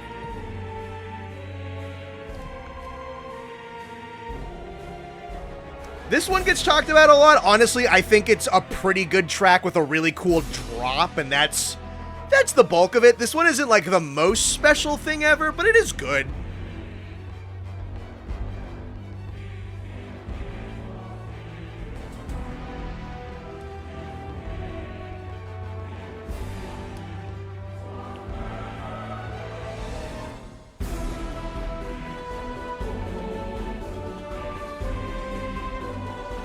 Yeah, I think this is just a very par for the course Yeah. kind of theme. It's just good.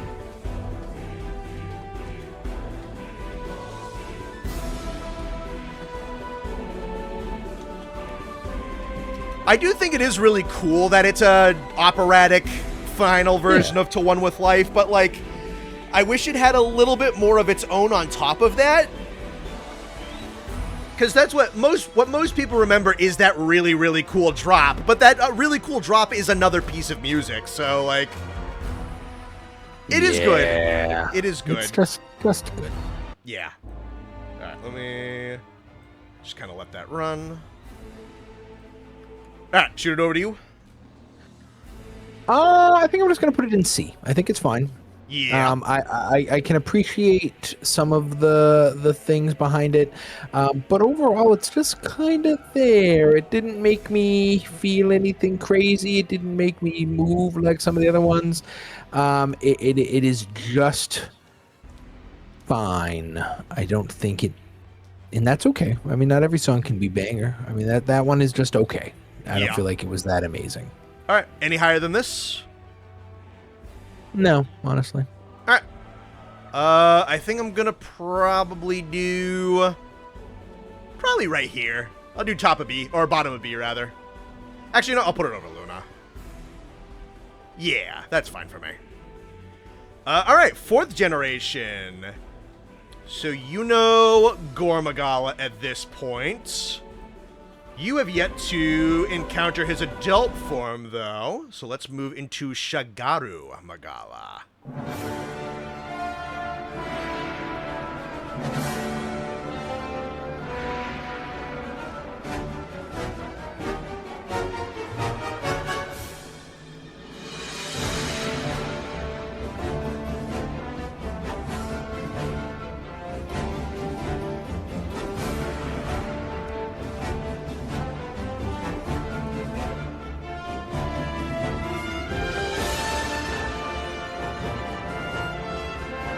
I like the difference between like this and Gore, because like Gore is super spooky, scary skeletons.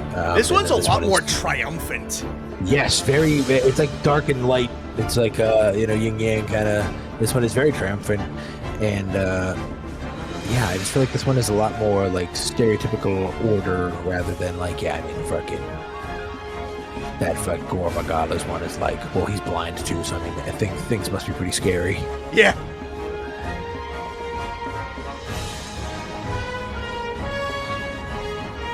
I like this part. Okay.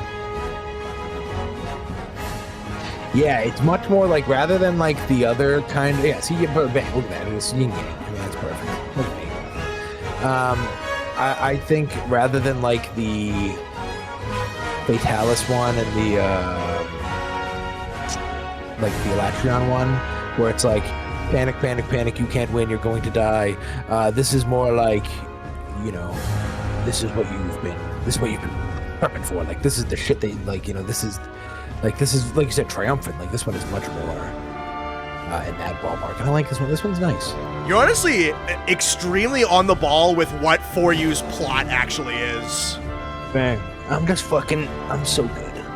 Am I the best Monster Hunter player ever? Probably, yeah. Honestly, it's on the table. It's a conversation we'd have to have.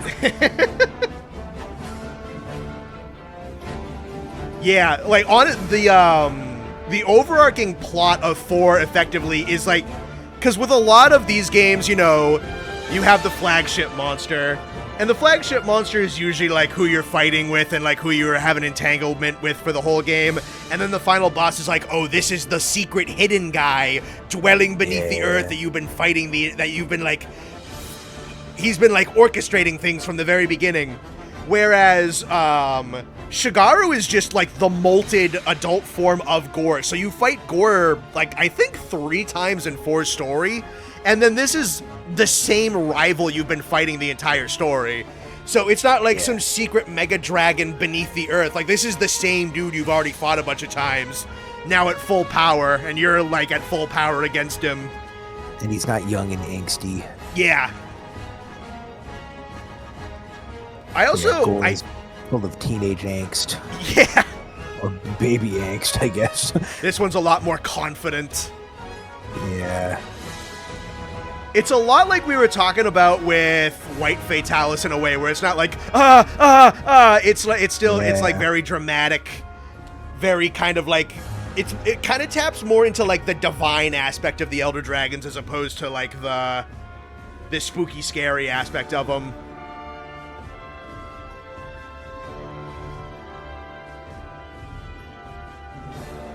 This one is very good. Yeah. All right. There is a Sunbreak version.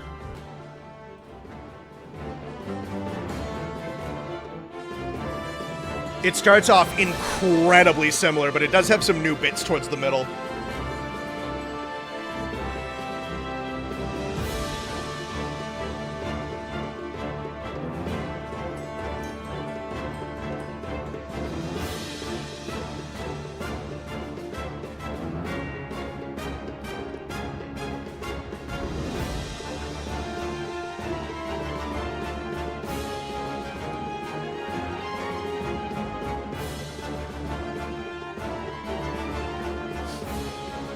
This art's sick. Whoever drew this one. Here's yeah. There's our boy.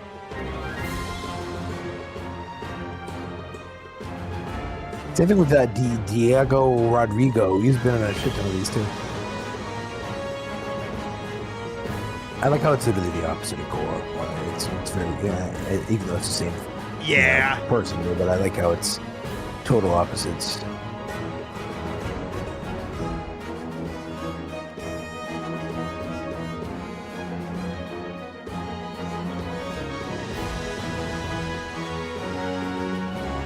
Yeah, I think this has the same, like, I feel like it's fairly similar, but with just like that modern sheen on it. Yeah.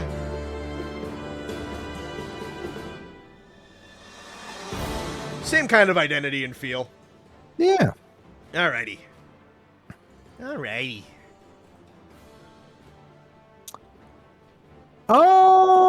Let's go. No, I mean, like, I was gonna say, I feel like I'm stacking a lot in S, but, like, I mean, like, who cares? Yeah. I'll go... Yeah, I'll go S below Alatreon. Alrighty. I like that one. Oh, that's yeah. nice. Let me do, I think right here for me, right behind Fatalis. We're in the same ballpark. Alrighty. Dancing or C? Okay. I'm just reading some chat here. C, Gore is still better. Okay. Gore and Shagaru hate me every game. Alright, let me do Dalamadur. Greek yogurt acquired. Ooh, fancy. Alright, you ready for Snack? Yes. Snack!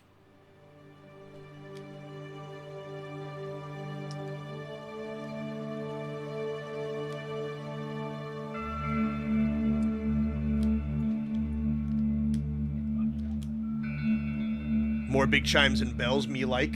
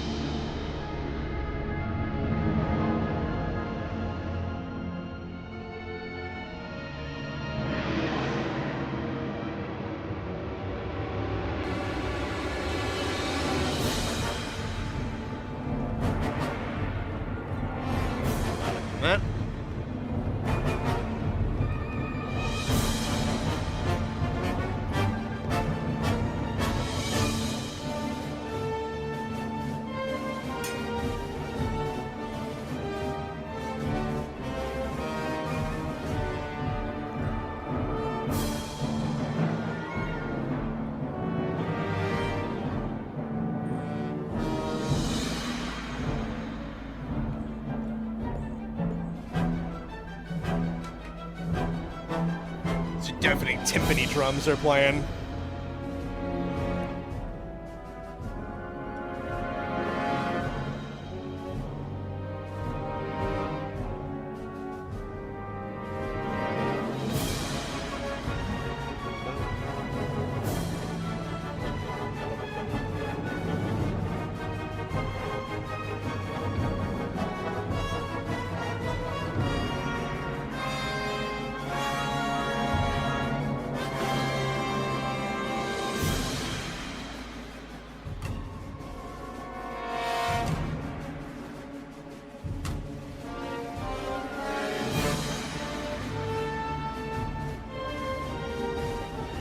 Yeah, it's another one of the, like, it's the big guy. And, like, I don't know. I don't like this one. You do or don't? Yeah. Don't. No? No. I don't know. When I think of a giant serpent that is literally in the sky, It doesn't really do anything snaky. Yeah. I don't know, this theme, like when I look at him, this is not the theme. I would, no. If we were trying to match the theme to the monster, I'd be like, oh, this isn't his.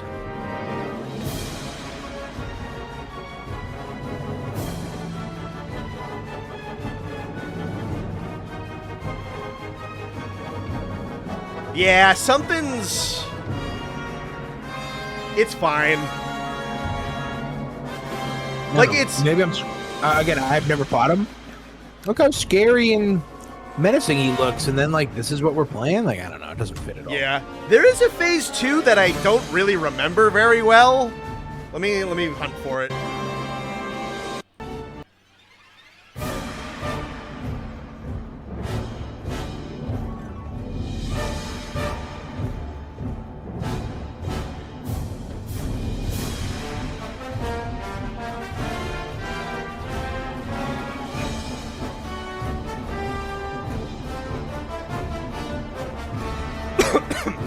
Yeah, this one's just going to be a remix of the 4 theme. Yeah.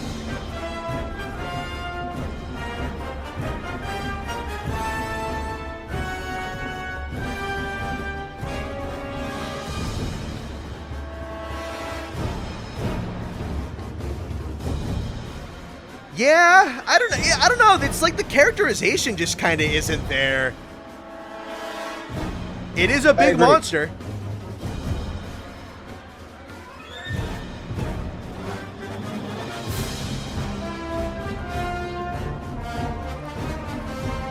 I haven't even loved it, like, as a song. Yeah, there's better big monster themes. Oh, 100%. Like, I think Jhen was better than this for sure. Oh, yeah. Ram Whale was better. Yeah. Yeah, I know where I'm putting this thing. Alrighty. Just to have, like, a bar for There's that. something there. That was by far the worst song we've listened to. It is, yeah, it is. I don't think I'm gonna be that mean, but it is. It's the bottom one for sure. Yeah, it's like, meh. Yeah, I mean, like, he's like, Dala's super cool, but like, there's not really any character. Like we were talking about, like with Jhen Mohran, like it had something in about it that felt like you were on a boat, like on a pirate adventure, fighting him. This one does not say, I'm fighting the god of all snakes up in the top of the mountains. All it really is like big snake.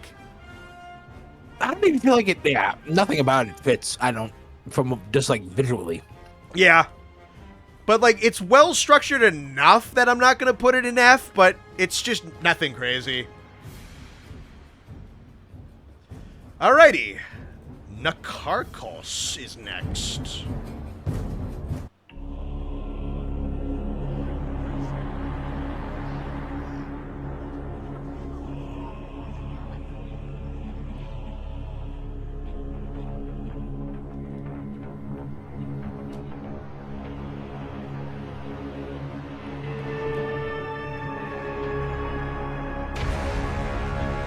There's our boy. Got out.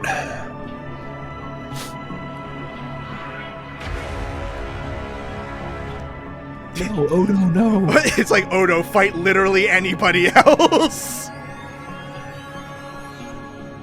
Alright, we're going back to the atmosphere ones with this guy. I dig it though. Like, this is good. Like, this is fitting. Based on what I'm looking at visually, this makes sense. Yeah! I don't piss me off. I'm angry now. I don't know why.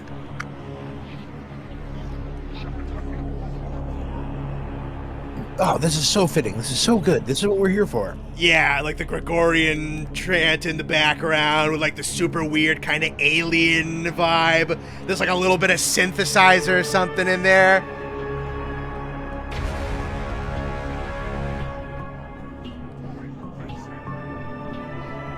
There's like that weird whispering in the background.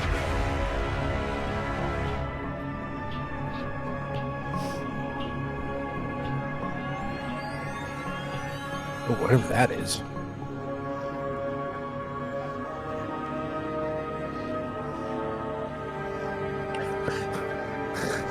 I love that picture. Bark, bark, bark.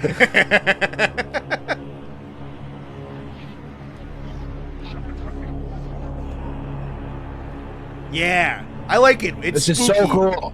This is so cool. And for a little bit of context, for phase 1, when this plays, you don't actually see like the giant squid cuttlefish body. It's just like the bone tendrils coming up, and like it's the bone covered back. So it's like, what the fuck is this thing? And it leans into like the mystery of the first phase is actually really well conveyed.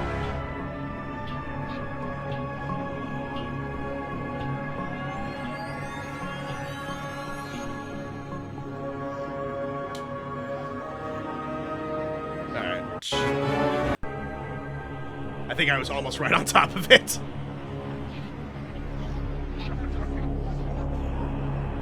Yeah, it's got the dissonant whispers on it and the weird distorted tones.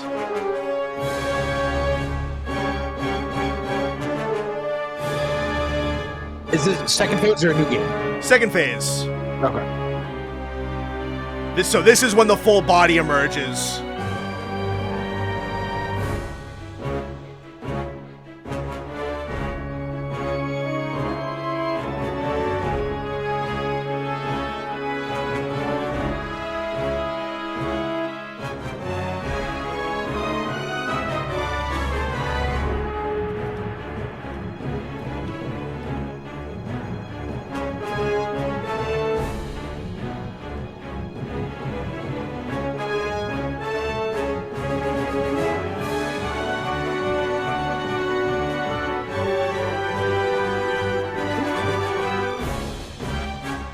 I feel like I've heard this one before. Oh, you know where you've heard this one before? I used this in D&D once. I knew it! I knew it! I wonder if I can name the fight. Probably not. I love the What fucking Davy Jones organ, dude. What campaign did you use it in? Ben and Cord. Oh, jeez.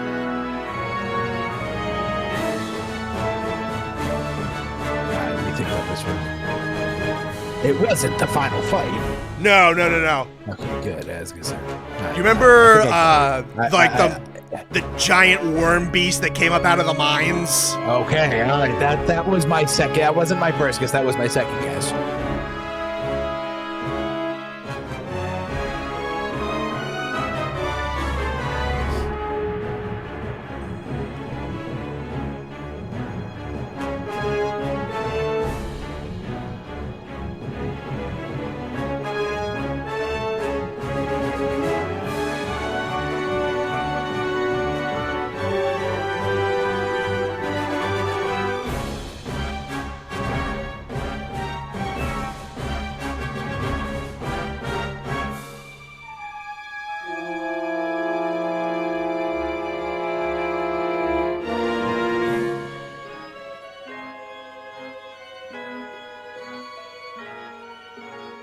The breakdown with the organ is so cool.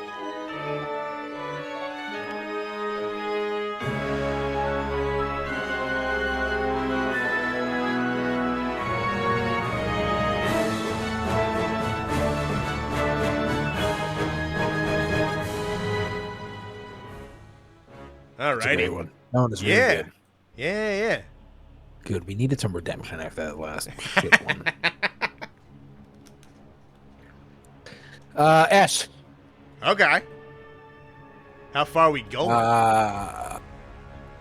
You know, I'm gonna go crazy. I'm gonna go above Alatreon. Okay. I think I'm gonna get crazier. Okay. I'm gonna slide Shagaru down to sex playlist. All right. But I'm also gonna. Okay, I'm gonna get real crazy. Okay. I'm gonna slide Fatalis down to sex playlist. All right. And I'm gonna slide Ram Whale up to Austin. The more I think about it, the more I really like that one. Okay. Now that things have marinated in my mind, yeah.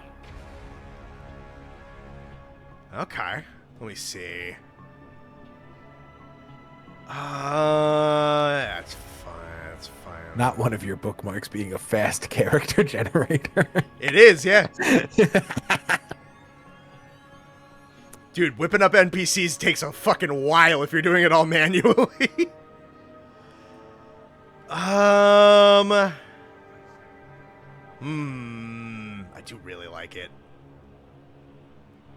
Let me do...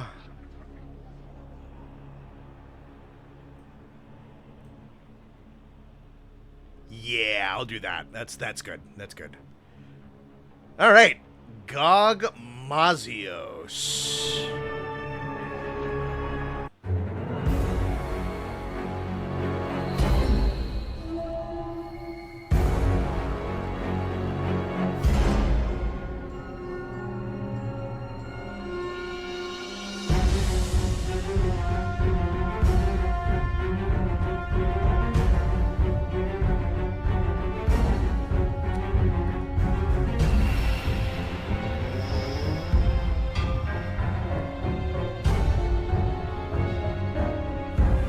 The plunking. I like the plunking. Spooky piano, yeah.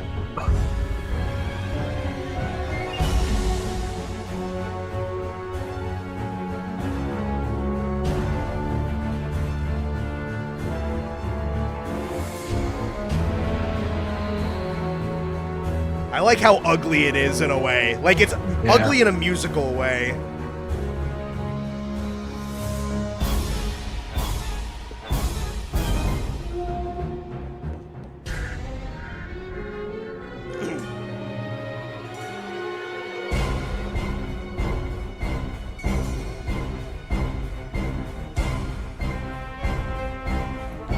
It's got those psycho violin stings. That's cool.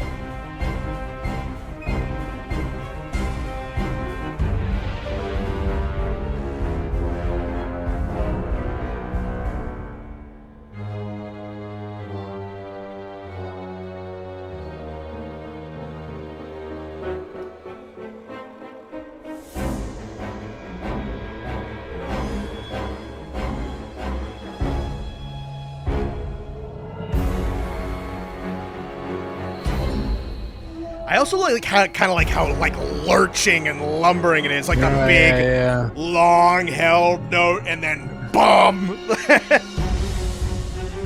Like I like how just kind of like dragged out and lumbering and lurching. It's almost kind of like off kilter in a way.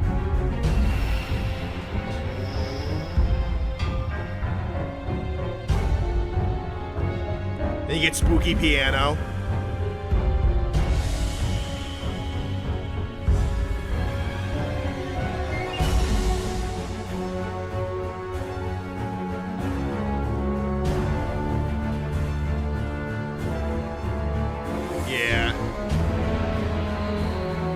Anything to add to Phase 1?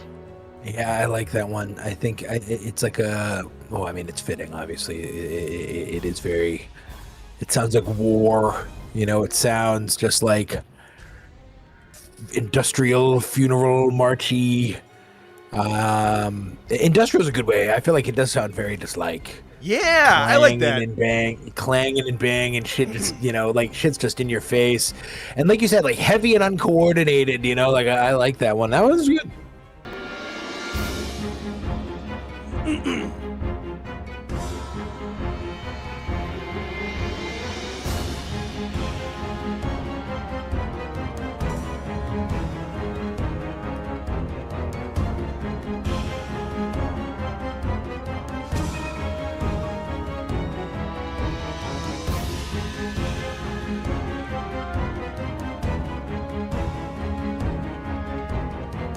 I wish I knew my music theory better, because I like that, like, the progression of the notes on that one.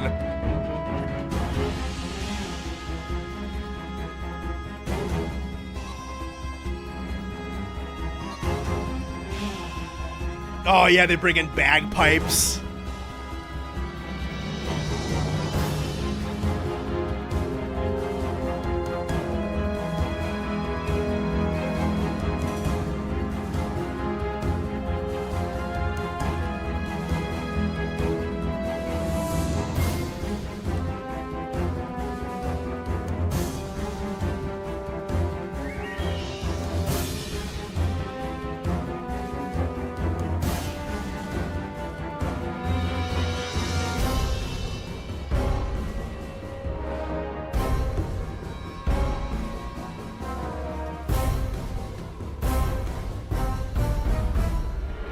Yeah, phase 2 is good, but phase 1 is very good. Yeah. Alright, they're not too different, but I will go dig up the Wilds version.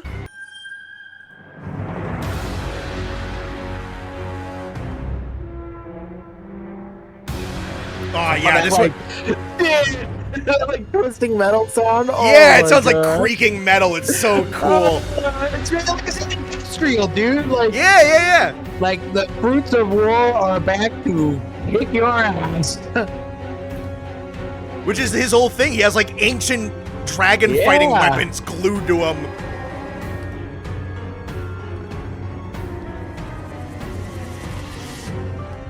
Oh, I love how dissonant and off-key it is. The drums. Oh.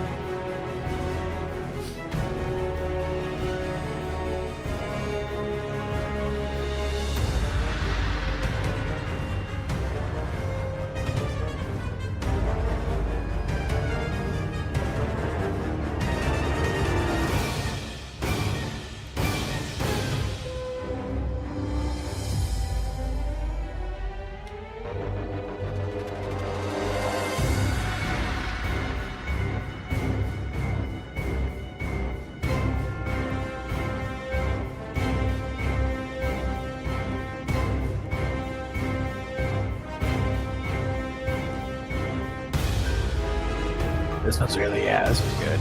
Yeah. Really good. Some of the sections are a little different, but like it still gets the point. Yeah.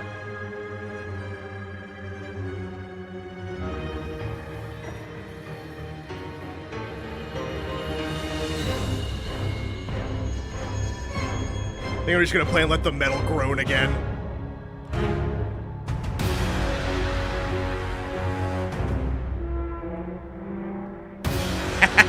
Dude. So good. That's such a cool idea.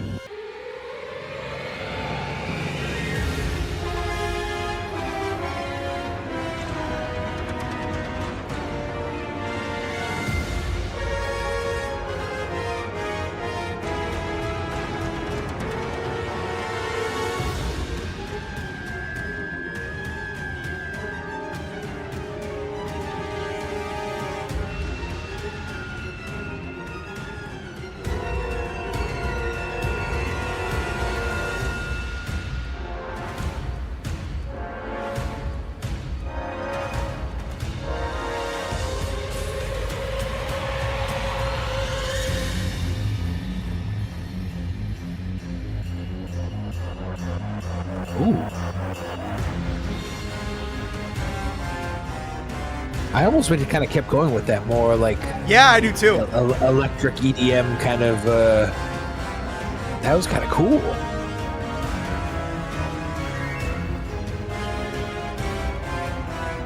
I like the new horn section they put on this one too. Yeah.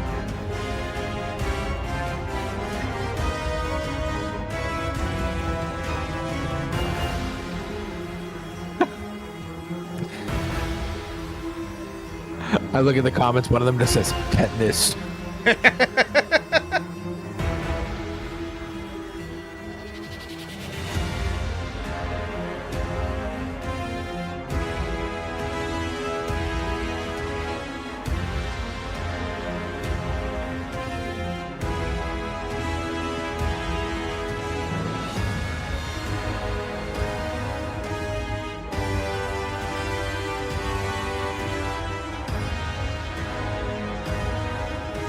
I agree with one of the comments. I think I preferred this phase 2 more than the first one. I do as well, yeah. This one feels like it has more going on. I agree. I thought that was a nice carryover from the first phase rather than the first one, which was not as exciting. Still very good, but I just like this one more. Yeah. Yeah, the additions this one makes are pretty good. And then, yeah, we were talking about big and sludgy and industrial and kind of spooky. It's really good. Yeah, that one's good. Bottom of Austin, I'd say. Alrighty. I really like that Ram Whales one a lot. I think I'm going right above Shagaru. Alrighty. 5th generation and we can be done. Still got a good amount of traction to go, but we're getting there. Alright, Vaal Hazak.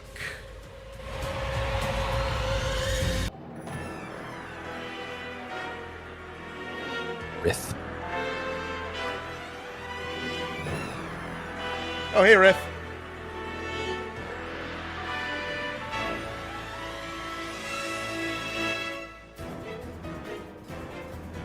Dude, that mixes...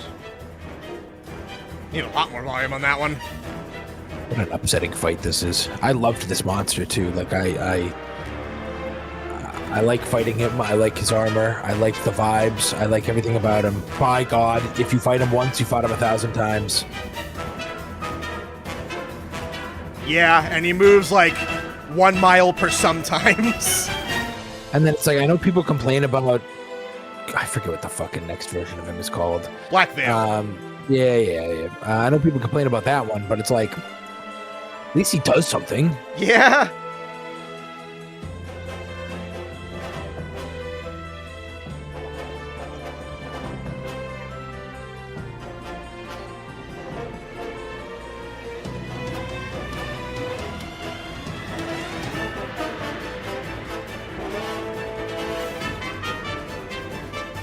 He does need to glow up desperately. I'd love to see him again, but better.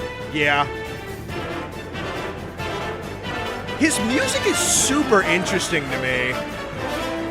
Because it's really not like that spooky as you think it would be, but it's still good. Yeah, it's still very good.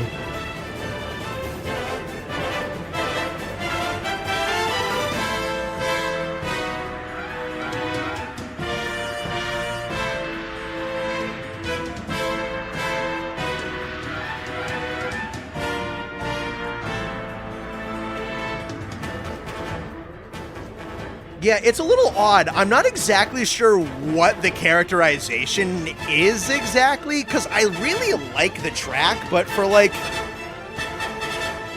the spooky...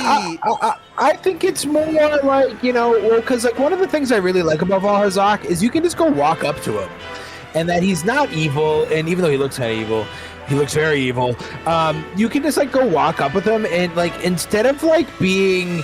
like, oh, I am death, I am spooky, I am, you know, whatever. Like, he's just a keeper of the veil. Like, he just chills down there. Yeah. And like that's like his place. So like, I think it's more beautifully artistic rather than like, oh, you're fighting. You would think, like you said, you would think it would be some rotting flesh song and it would be like crazy spooky, but I just feel, yeah, I don't know. I feel like it's more. I feel like I like the artistic approach. And I've always like I said, I really like this guy. I like him a lot. I just wish the fight was better. But yeah, like he's like spooky death. Like it's almost like you know, like it's not like, you know, if Fatalis is Satan, like this guy is just like, I don't want to say like the Grim Reaper, because the Grim Reaper is paged as like, you know, being evil, but like, you know, he's like the death dragon, but like just like natural death, like, you know, like it happens, it's something that it's just life. Like I kind of like how he has like a more artistically thoughtful theme. Yeah, he's more of a true neutral character in a way. Yeah, like I kind of like him. Like he, you know, I like how the theme isn't like super like, you know, spooky and gross, because he's not. I love how you can just go walk around with him. I think that's so fun.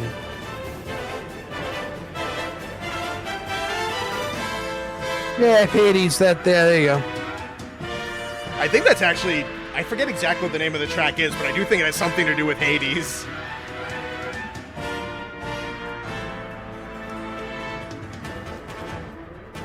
You don't think it fits? I don't think, Patrick, I think you're right. Like, visually it doesn't fit him, but I think, like, if you really think deep about it, I think thematically it fits him more. I mean, like, he's keeping the veil kicking. I mean, like, he's down there controlling effluvium, and he's, like, doing all that jazz. And so, I think it's, I think it's a little better. I like this. I like what they went for. Yeah. You have, let me see if I can just find it. Yeah. Like, this section, I think, is just really beautiful. Yeah, it's super cool.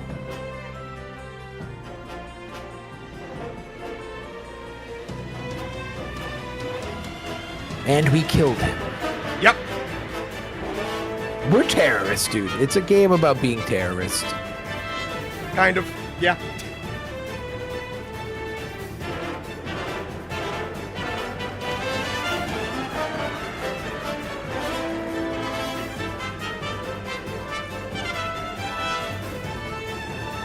Yeah, I think this part is super pretty.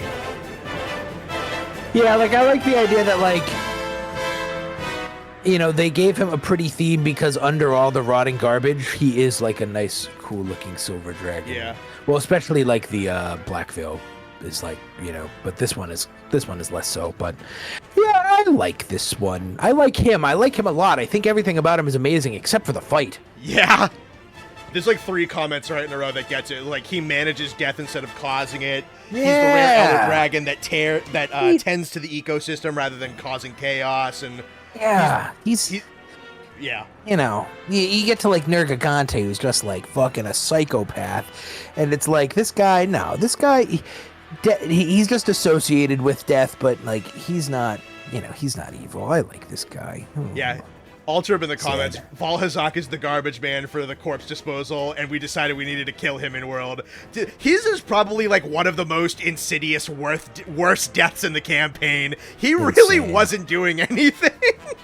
Dude, literally just chilling. He even lets you come in to his home. And he just he just walks around, he doesn't do a damn thing, and then all of a sudden you just start fighting him. It's like the best one ever. I say this every time we have the conversation about them being terrorists. Is the like, I love the one where they find the frozen Anjanath. And then they're like, that's it, like we need to kill her now, like, and everyone is like, yeah, for the ecosystem, and it's like, no, you fucking wackadoodles. Like, oh god, I love that cutscene even more because they find the dead Anjanath and they're like, oh my god, like the ecosystem, it can't take a monster like this. Like, Velkhana could bring absolute ruin, and like the supply chains will shut down. We're running low on resources as is, which is a plot point they made up on the spot. Like, we need to fight for our right to stay here. Like, if she's here, then like we could lose everything we've built. And she all she does is just murkin Anjanath, power up in the Elder's Recess, and then fuck off back to her island. She literally doesn't do anything. It's so funny. They just look for probable cause to commit terrorist acts. They're like, look, the dead Anjanath, we got him. It's like when the U.S. is just like, we are preserving democracy by flying and bombing this Middle Eastern country for their oil. Like, it's for us. Yeah, I just think that's so funny. I just think that shit, that cutscene specifically gets me going, dude. I love that one so much. It's just like, dude, she didn't do anything, and they're just like, we gotta kill her. Yeah, it's like that SpongeBob. Yeah, for the farm, and they're like, yeah, for the ecosystem. Oh, that shit is so funny. I'm telling you, it has to be a joke. Like, they have to know that's how it comes off. Yeah. They have to be doing it on purpose because it's like, dude, yeah, it's. Oh, it's so funny. Alrighty. Let's put it up there. For you. Okay, as much as I was hyping it up, I don't love it that much. I think I'll go top of sex playlist. I lied to you. Behind Fatalis. Alright. Nice. Yeah, I think the more we talked about it, the more I liked it, but it's still definitely not, like... It's still nothing, like, super duper crazy. I'll put it probably right under Amatsu. What the fuck is next to Kulve? Is that Ibushi? Yeah, that's like Ibushi and Narwa all smashed together. I'm looking at it. Okay, I was looking at it like the top was the head. Yeah, she's upside down. Okay. I was like, who is that? Alrighty. Namielle. Now this is some Subnautica looking. Oh, yeah.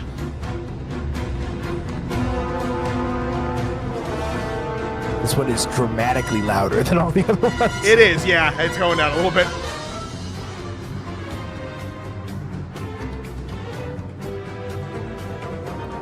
What a monster. I need to see a turf war between Namielle and Uthduna.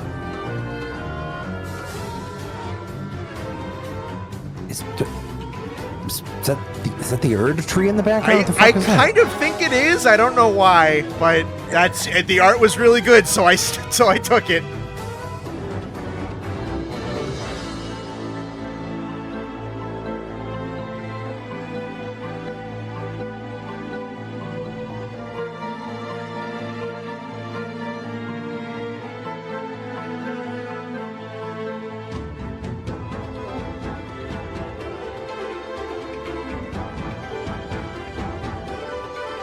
Dude, someone drew this with their hand. Yeah. Mental.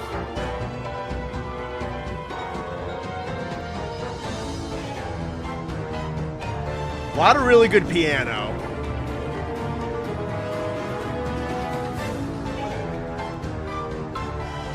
I like that part. Yeah, yeah.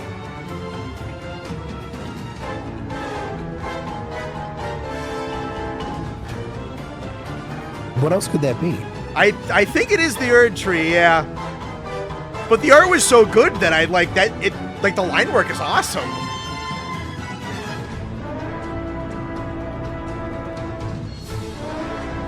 This one's very cool, very stylish.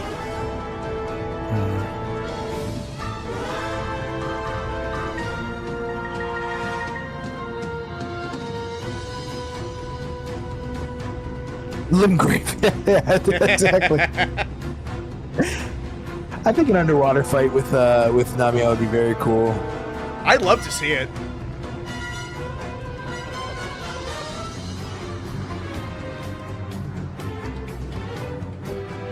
We know almost certainly, I'm going off topic, we know almost certainly surely we're getting False Tracks up there. In the new map, it looks like it would fit him. Almost certainly, I'd imagine.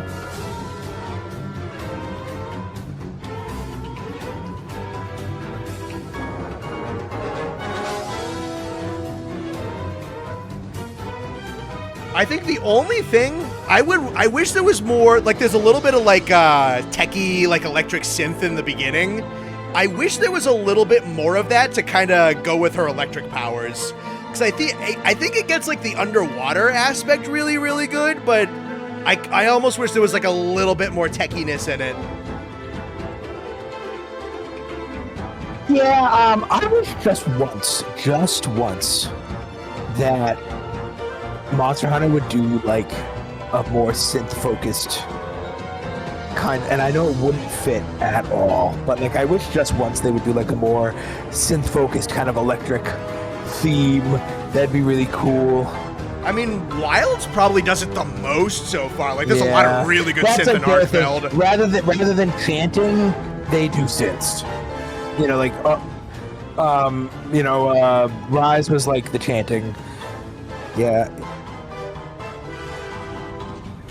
Any of you watching, go listen to Flying Waters Rain from the Ground from Expedition 33, and that's exactly what I'm thinking of when I say something like that. That is a banger of a song. All right. Anything else with this one? No, bit of good. I don't have any like necessarily things to comment like, thematically or tonality wise, but I mean it's good. I'm not gonna lie though, I don't love it. I just think it's good. Yeah. Better than Chameleos. Let's go up to. Yeah, I don't know. Dancing in the Grocery. Do I really? I don't think I like it that much. Give me a sec. I feel like that's disrespectful. I don't know. Yeah, let's go there for now. I don't love it. I don't hate it. Okay.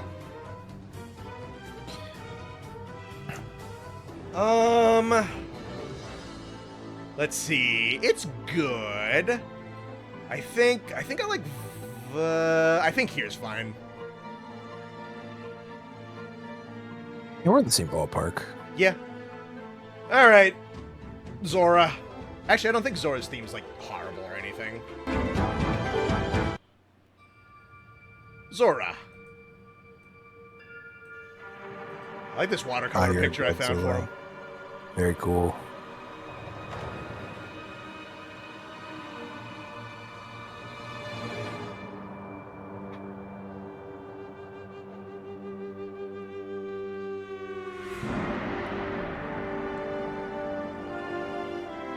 A little quiet.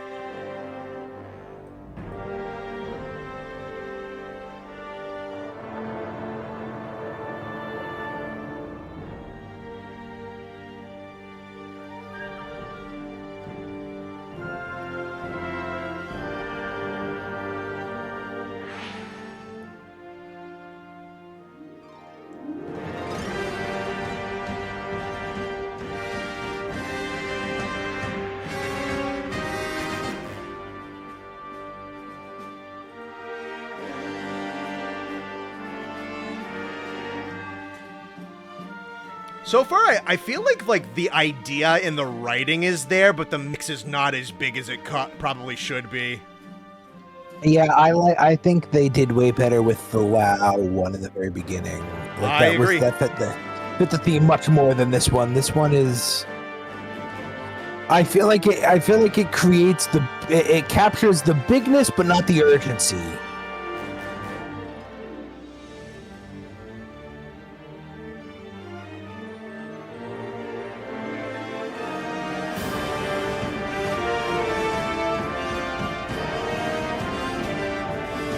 This is pretty good. Yeah, this part's good.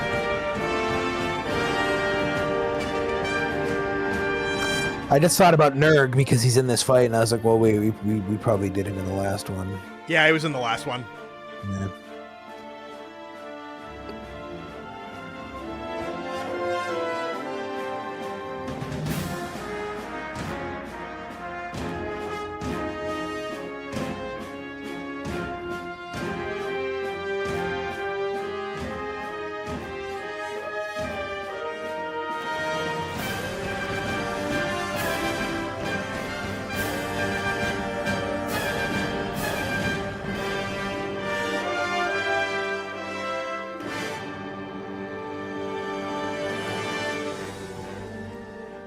Yeah, I don't know. Like, it's kind of getting there. Again, it's another one where they take the main theme and they make it like big and super dramatic and all that stuff. Like, this is fuck, oh god damn it, I forget.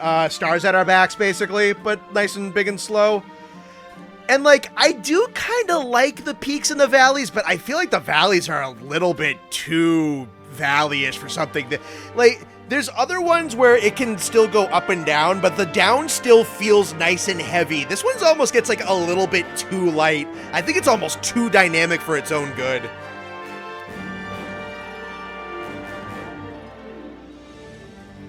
But it's not horrible. Yeah, I don't know. It's not great, though. I mean, I feel like it's just whatever. I think the perfect category for this is it's a song, you know, like I got one at the bottom. Yeah, I think this is... You and I might have this in the exact same place, but I'll let you... Yeah, I mean, like, it's a song. I don't really have anywhere else to put it. I would put it definitely below Lao, because the Lao one is just so much better. It's... Yeah, I'm basically going exact same placement, where it's second from the bottom. The only difference being is that I have Dollar one tier higher. All right. This, I think we're in a pretty solid end gauntlet right now.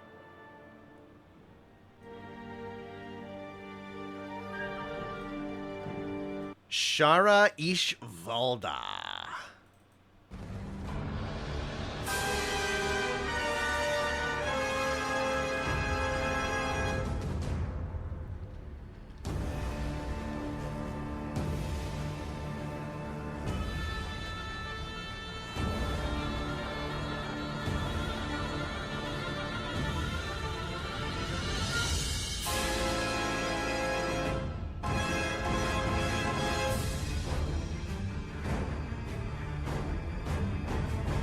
Little louder.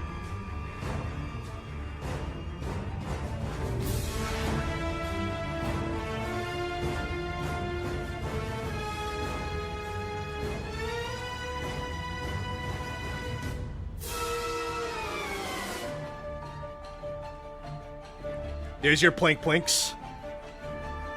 We like plink plinks. We like plink plinks. I love the instrumentation. I have no idea what half the instruments in this track are called, but I love them. Yeah.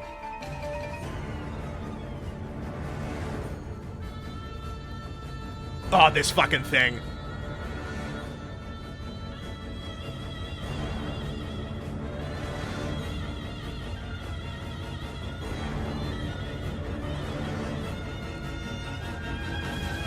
I have no idea what that kind of like whining, singing type of instrument is, but it sounds so fucking cool. Yeah.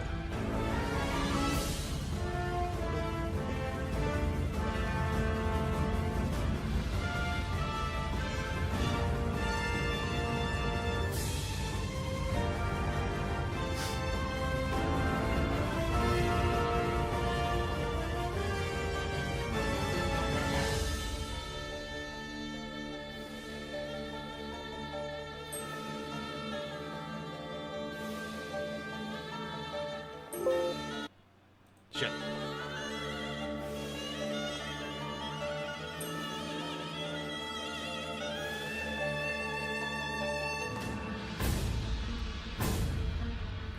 Yeah, I think this one nails it. Like, it's got that kind of Eastern cultural aspect. It's got, like, the really big fucking drums and orchestra for the size. And then it's got, like, those weird-sounding instruments to communicate that kind of, like, off-kilter, kind of weird eldritch divinity behind it.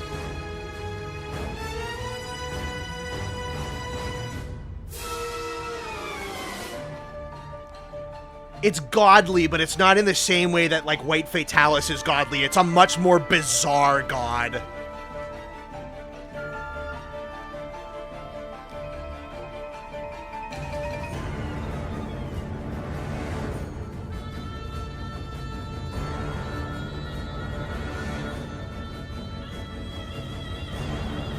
Yeah, I do really like that.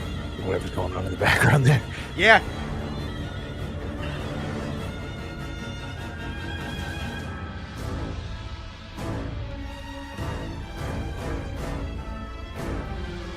Alright, let me try and find phase 2. Ah, got it.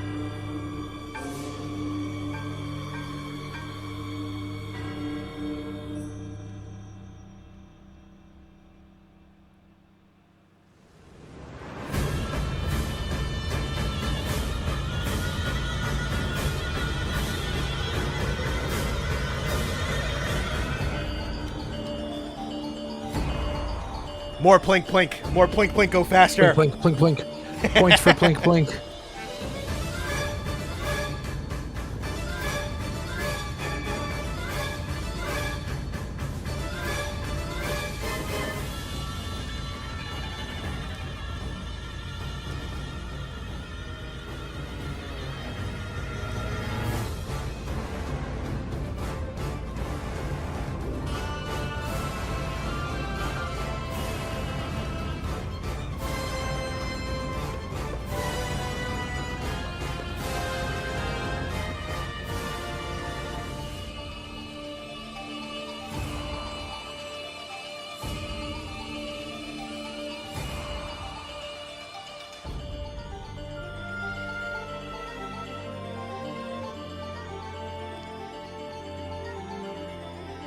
Is that the name of the instrument?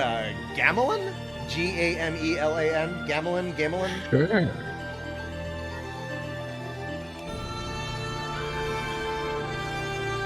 If that's what it's called, it's a beautiful instrument.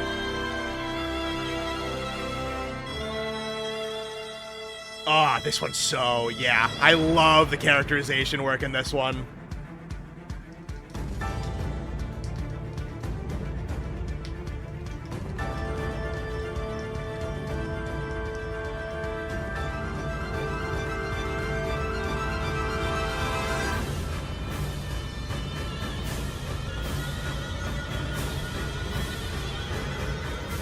Yeah. I think this one does, like, everything right. It's nice and big and really fucking strong, which it should be for a monster of this size. It's also got, like, some spooky and mysterious. It's got a little bit of kind of, like, these softer, reflective parts, but they don't overstay their welcome too much. The instrumentation is really unique. It doesn't sound like any other boss theme. It's got that kind of, like, gigantic, big imposing factor, but it's also got just kind of like a haunting weirdness. It's a very kind of like odd, foreign, kind of just unknowable ancestral entity type of thing that defies explanation in a kind of way. I think this track just fucking nails it. I love it. I love it. I love it. Yeah, that one's really good. It's, yeah, it's Indonesian, I believe. Interesting. Okay. Well, they made themselves a phenomenal instrument, and I love it very much. Austin, where do you think it goes? I like, S, I really like Ram Whale Man. Let's go... Yikes.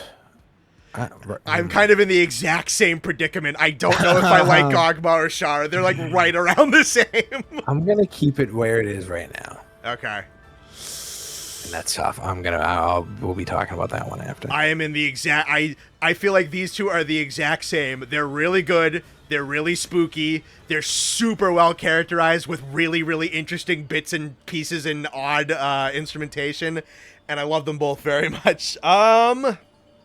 The gut says Gog, so I'm going to stick with the gut. But yeah, no, yeah, basically how I felt. Same wavelength. Those are like neck and neck for me. I love... They're super duper different individually, but they're awesome for very similar reasons. All right, Xeno'jiiva. And then Safi'jiiva.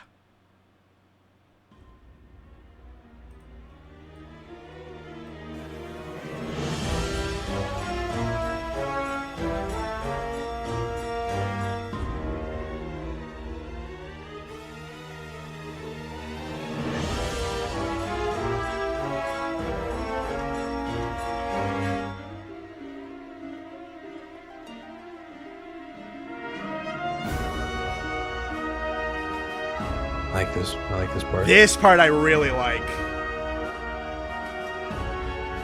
That really mournful horn with the very soft-spoken female choir in the background.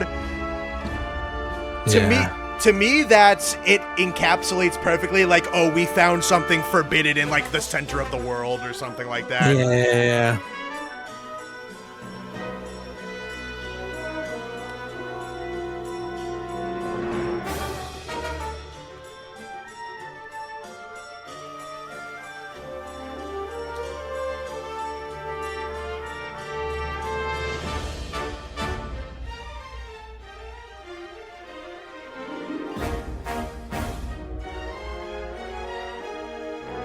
like those strings.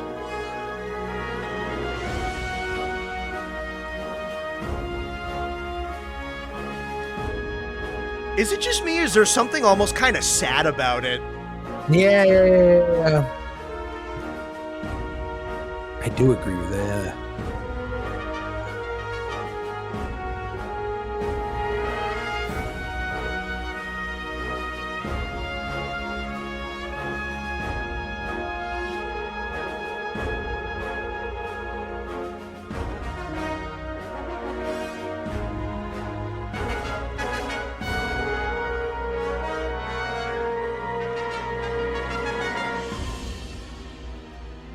It sounds like it is a stumbling baby. Yeah.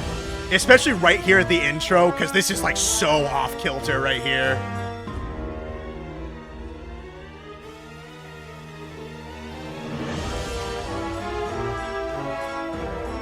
I like how instead of like big and brassy, it's more like glass. They like get a lot of glassy sounds, which is like more alien-y. Glass is kind of a good way to put it. Yeah, I like that.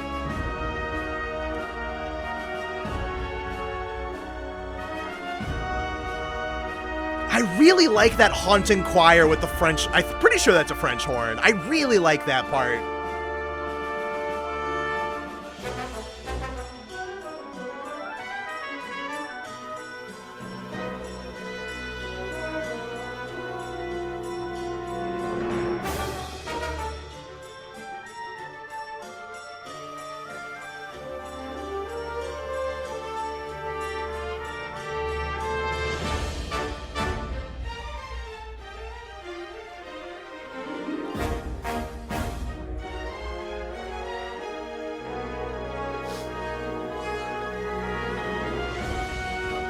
It's pathetic, yeah, like witnessing the birth, struggle, and death of a great being. Yeah. Yeah, right.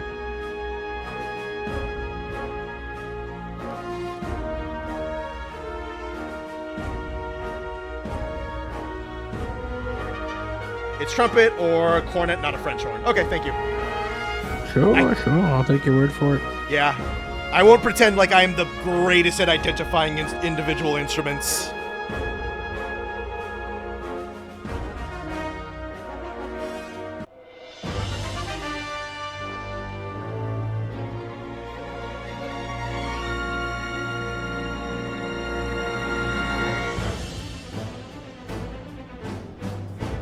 Now he's got like a little bit more dignity under him.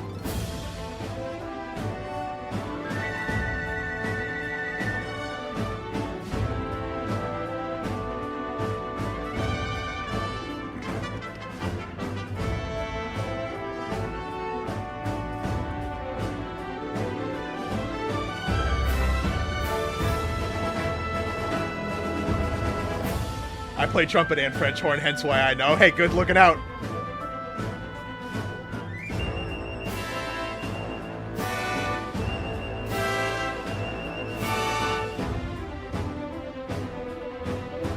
Yeah, he's got the drums under him now.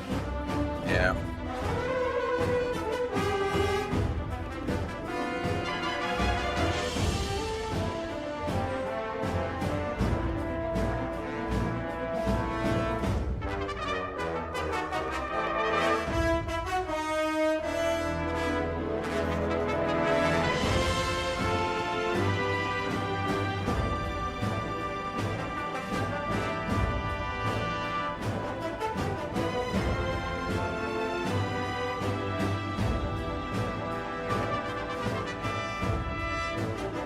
I like how that it isn't still, it's still not too fast. Yeah, it's still.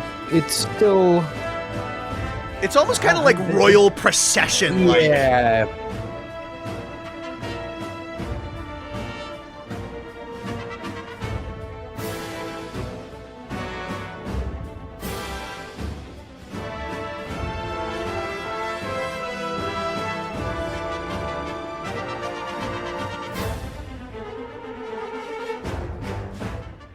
Alrighty. I think Phase 1 is my favorite of the two, but I do like the progression into Phase 2. I like Phase 1 much more, yes. Phase 1 has a lot of personality to it. Yeah, I think that one's really good. I think it's very fitting. Um, I don't love it though. I'm not gonna lie to you, but I think it's very nice. Yeah. Let's go. These are getting tough. Yeah, there's so many good ones. Like, some of them are just splitting hairs, dude. Sex playlist feels dramatic, but C feels too low. But let's do dancing in a grocery store, and we'll go. Yeah. Yeah. All right. I'm probably also. I'm probably like right there, I think. Above Dire. Yeah. Safi'jiiva.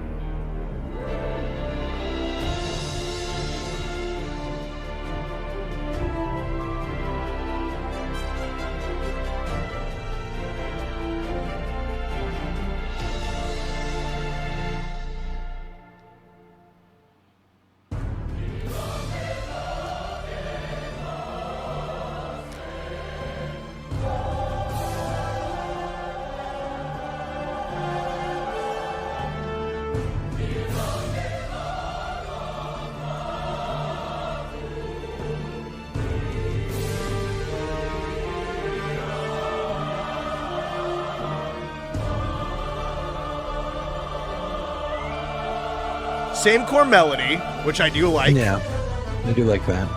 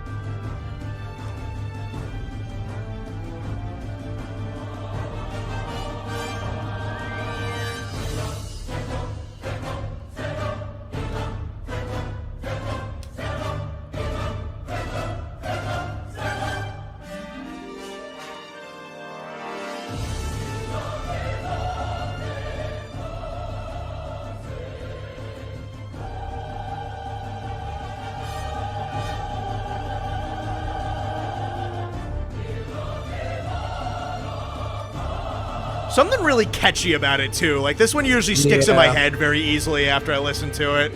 And I think the adding of the chants is much more fitting as well. Definitely for him, yeah.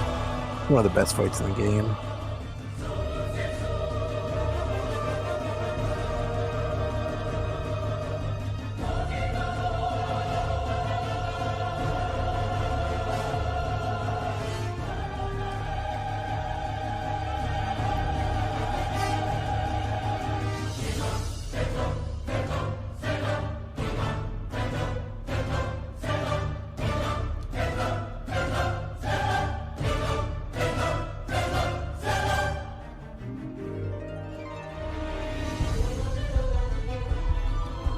Oh, yeah. I'll at least let the Ire version run for a little bit, because that dilutes everything down and super distorts it. I love the bass. It sounds like a heartbeat. Yeah. I think it's supposed to be like, oh shit, it's looking at me, and that's like your heartbeat pounding in your ears. That's exactly what I thought about. You're so creepy. And you get that kind of sensory tunnel vision where like the music distorts because you can't focus on it anymore. Yeah, that's 100% at the same page.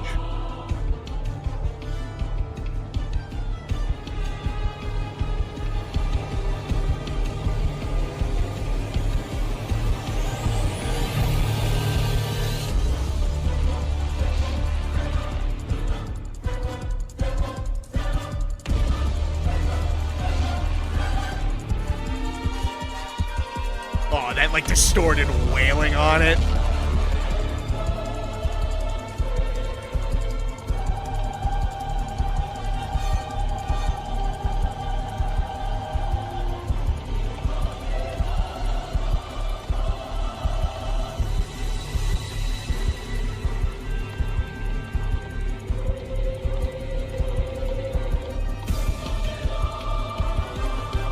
Skip ahead.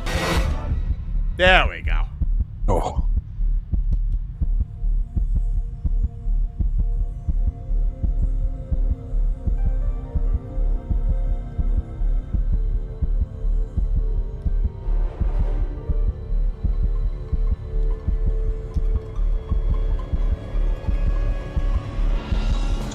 So good.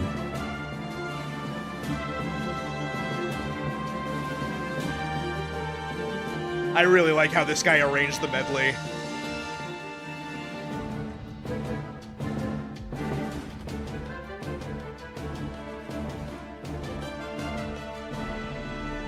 Yeah, I'm gonna fucking crank this one.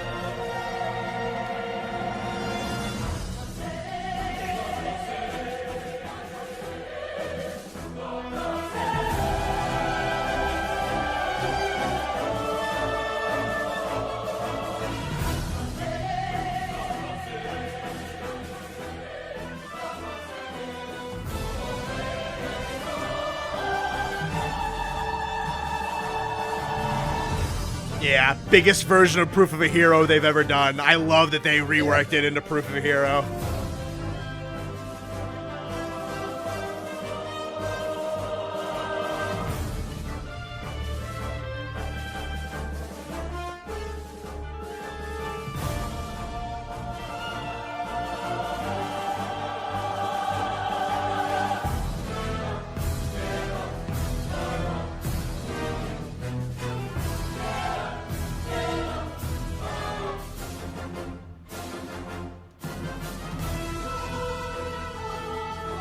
They loop it back around and they play it again.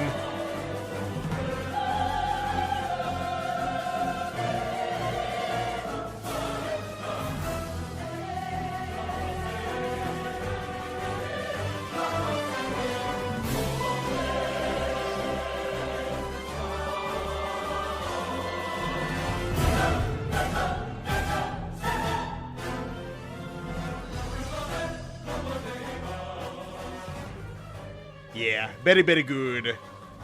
Very, very good. Very, very good.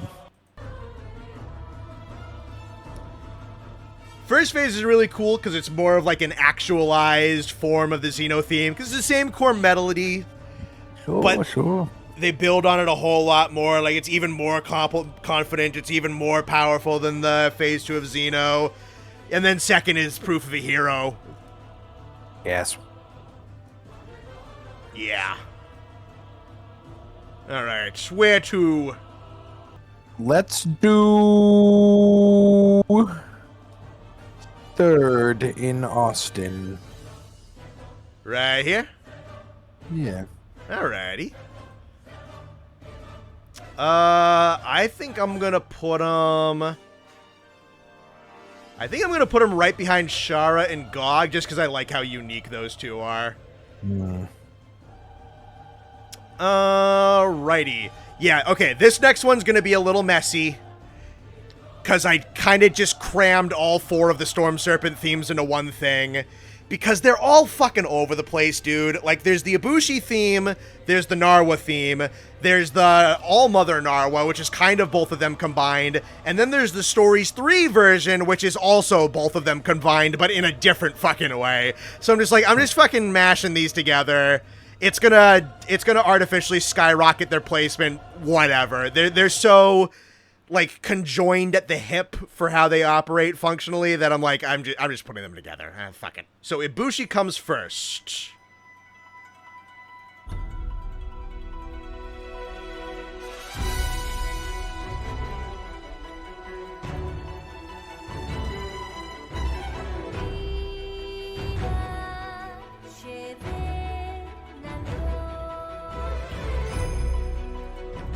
To be fair, this is an absolutely awesome collection of music that we're getting into. Yes, tough. I like how it's singing rather than... I'm sorry, I'm getting tired. I like how it's singing rather than chanting. Yeah. Where's my wife?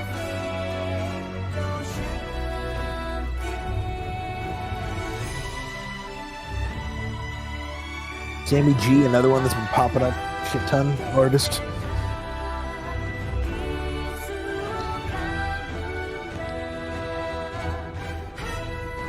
Nope, there he is. Yep, there he is. There he is.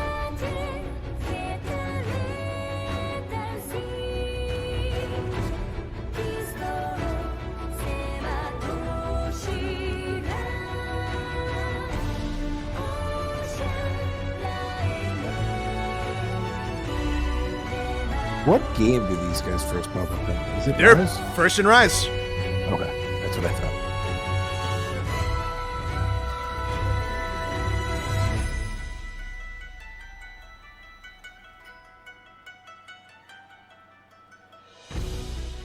I like that little guitar. Yeah. It's not a guitar. It's probably a... I'm not even going to try to pronounce it. I know what it's called. Shamisen, I think. Yeah.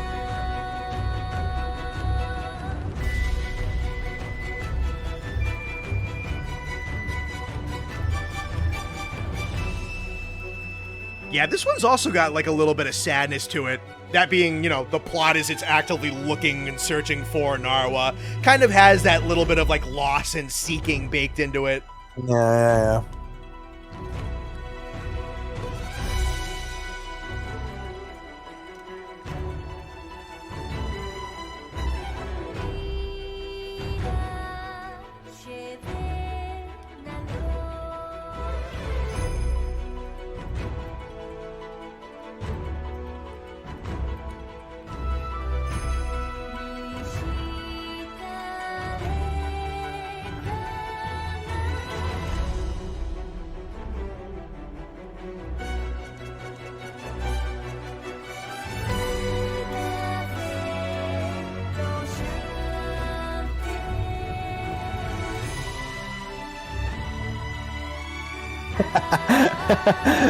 Someone commented, it's one of the horsemen of Gilgar. I forgot about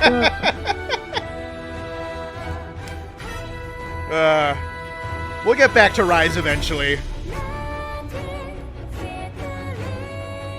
Count Gilgar's strongest soldier. Thank you for the 2.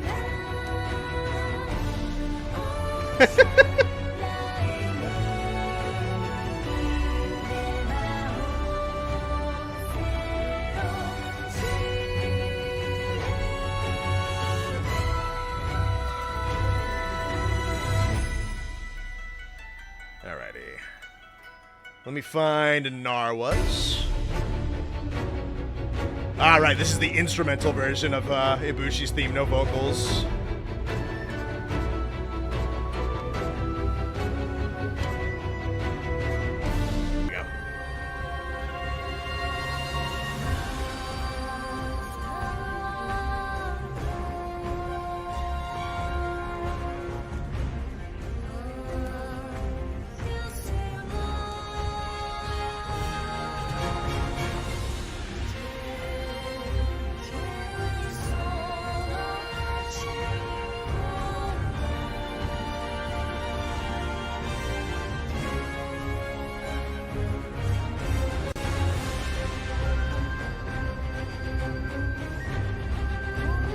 A little bit more aggressive, a little bit more imperialistic.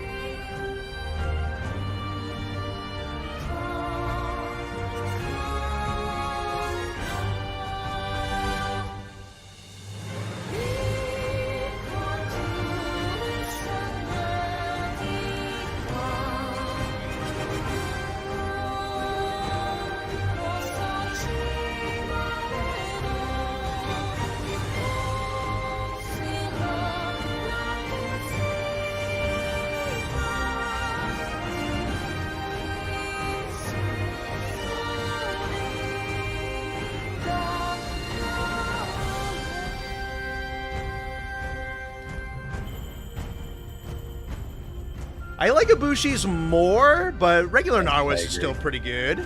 Yeah. Alright, let me hunt down. Here we are. Alright, Narwa the All-Mother.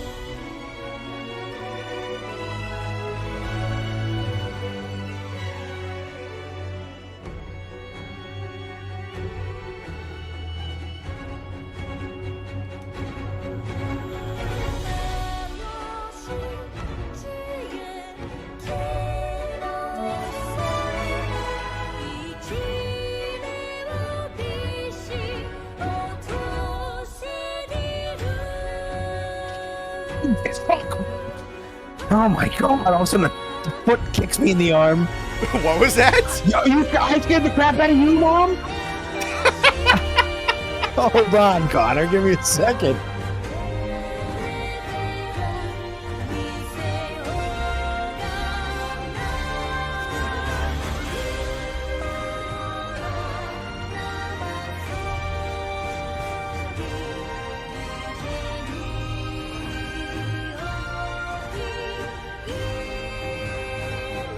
I think Austin just got jump scared by his mother. Jesus Christ. Dude, how did I not notice? I'm just sitting here looking at the screen, and all of a sudden, she doesn't touch her with her arm. She's holding that. She's like, has her hands on the door frame, and she pokes me with her toe. And then she gets mad at me. She's like, you scared me. And I'm like, I scared you, Mom?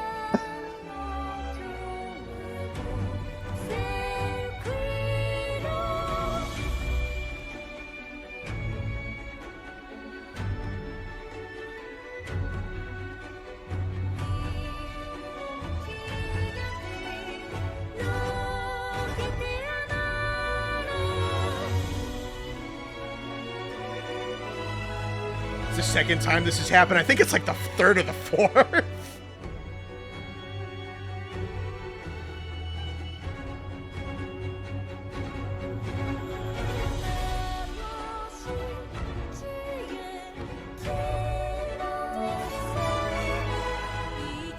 Yeah, it's a really nice collection of music. It's got some wrath. It's very pretty predominantly. There is a little bit of wrath with some of the drums and a couple of the harsher horns. But then you hit shit like this.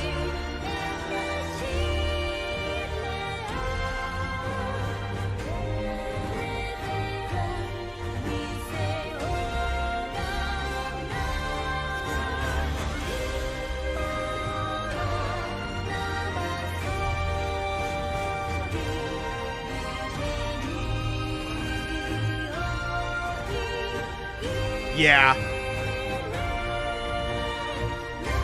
You get that tragedy mixed in. You get some kind of sadness mixed in. Yeah, I think that one's very fitting. It's very nice, and it's like just a good song. All right. Yeah, now, quick at the end, the Stories 3 version. That is quiet. Hold on.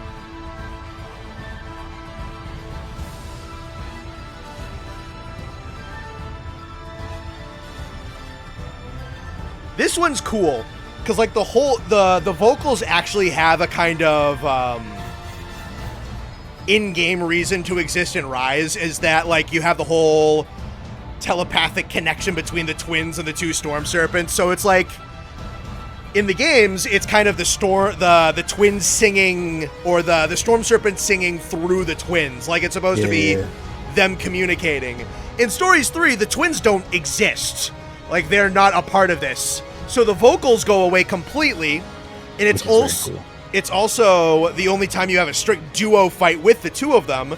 So it blends a lot of the major motif of Ibushi and Narwa and kind of threads them together and plays them separately, as well as kind of mixing it and blending it in with this much stronger, more storm-like percussion. Yeah.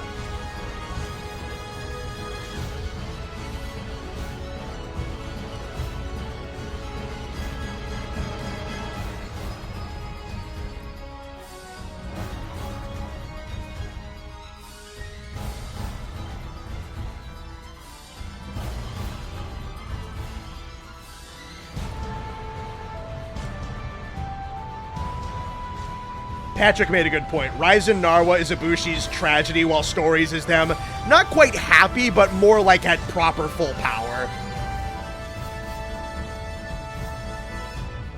Because, like, the whole point of Rise's plot is you kind of have to put them down before they mate, effectively. Because if they do, like, them and their offspring are going to destroy the entire region of the continent to keep their children safe, and, like, that's going to wipe out thousands and thousands of people.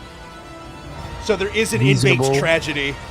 That's a reasonable excuse to dispatch of those monsters. Yeah. Whereas this one, the tragedy's not really there. So they didn't have to fully reorchestrate it, but in terms of, like, characterization, it's really, really cool that they did. Because all the reasons the music is written in the way that it is in Rise aren't present, so they reorchestrated it, and I think that's wicked cool.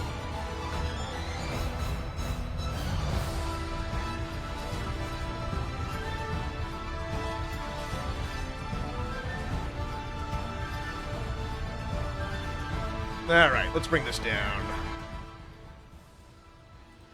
I know this one's kind of weird to judge because I just have it on a single placement, but again, they are all over the place together and just mixed and intertwined with one another, so best estimation. Yeah, I like the first chunk of all that more than I liked the end of all that. Honestly, not an uncommon take. People really like Ibushi's theme. Yeah, I like it. I'm gonna put it on. I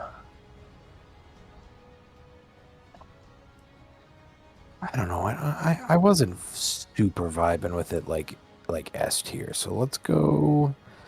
Let's go bottom of. Don't get me wrong. It was a good song, but I'm gonna go like 1 up. All right. Yeah, sure. I'll do... I'll go right here, I think. Kulve Taroth is a nice simple one because it very much follows the same melody and just continuously builds on it. And it's really, really, really fucking good.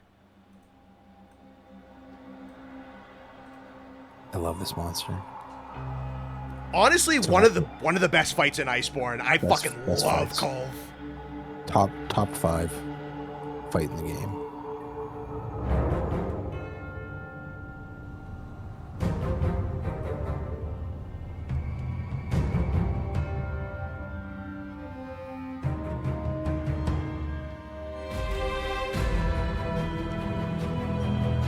There he is, our boy.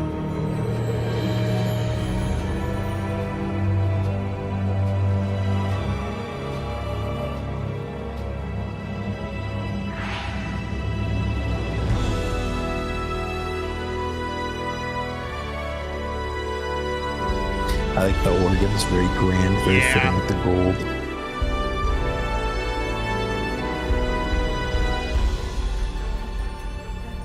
That's the main melody that they're going to be playing with for the rest of the set of tracks, and it's really good. Nice sharp strings.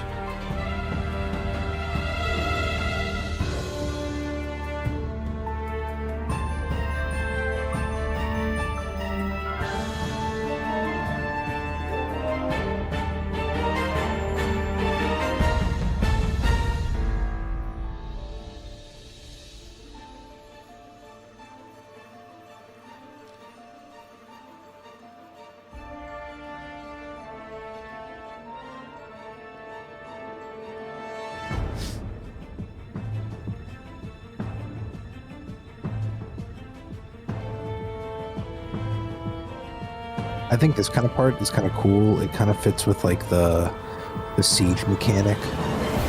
Like, you know, it was like the build-up of like a grand, you know, operation that the whole siege, you know, the whole guild is partaking in. Yeah.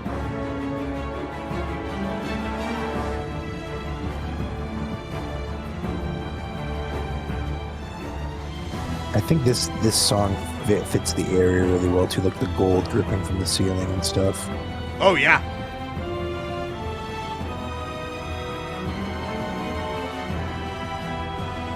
It's a lot of violin, a good amount of flute, and then with some percussion and brass like kind of underlying it. And I think that brings out like the big gold fortress type of vibe. Yeah, it's very yeah, I mean it's very like majestic. Oh, that's so good.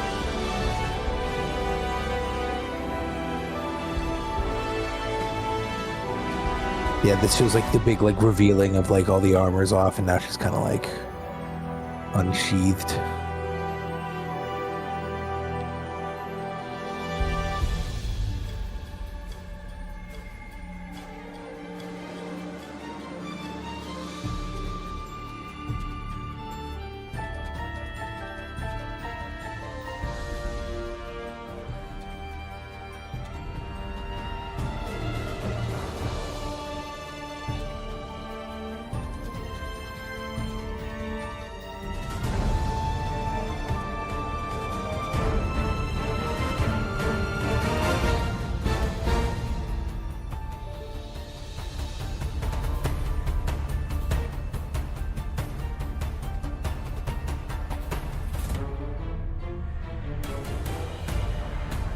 Is Kulve Iceborne or base game? Base game. She was the 3rd title update, I think. Honestly, I was just thinking because I was like, dude, how cool would a Kulve fight be in the board game? So sick. That'd be so a fucking big cool. model. So cool. Oh, the organ's so fucking cool. I love that part. Yeah, I love the castle hall kind of feel.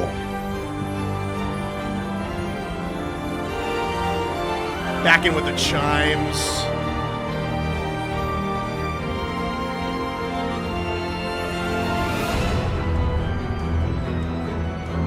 Yeah, like I feel like this really captures like the royally kind of queen. Oh, perfect, yeah. Vibe. Yeah, like it's so perfect. Like I can literally picture like someone like on a throne.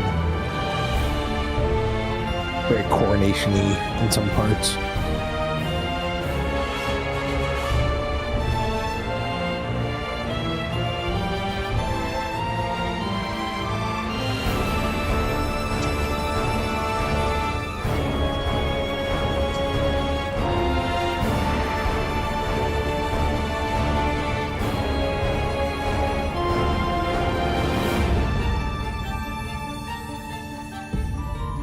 going to continue to be the best instrument ever.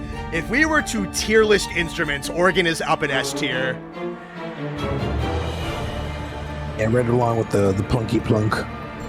Whatever it is. The plunkometer. Imagine that's its name. Yeah.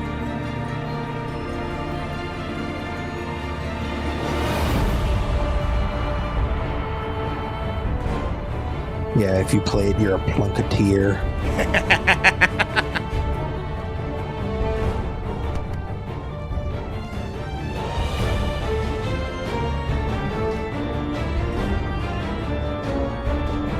I farted. I fucking love that part so much.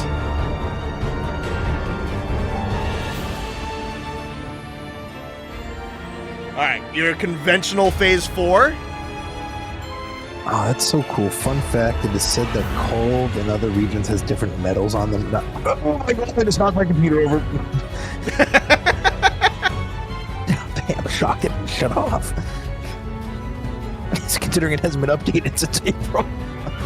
It's like coughing. Because I use it as a footrest, low-key. Because I have a tower, like you. Yeah, I think that'd be really cool to see a Kulve that's not gold, like a silver Kulve or like a bronze Kulve. Yeah! A Kulve covered in like diamonds or some shit. Honestly, I think a bronze one would look really fucking cool. Yeah.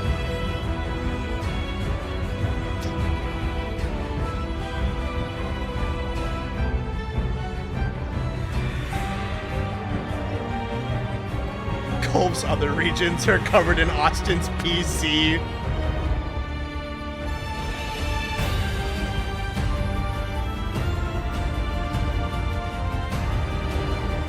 Yeah, I love that it keeps this melody consistent throughout the entirety of it.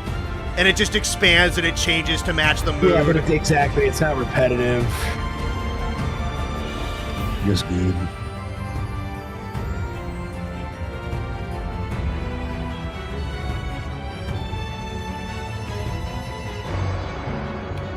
I love thinking back about this fight, dude. This fight was so on stream.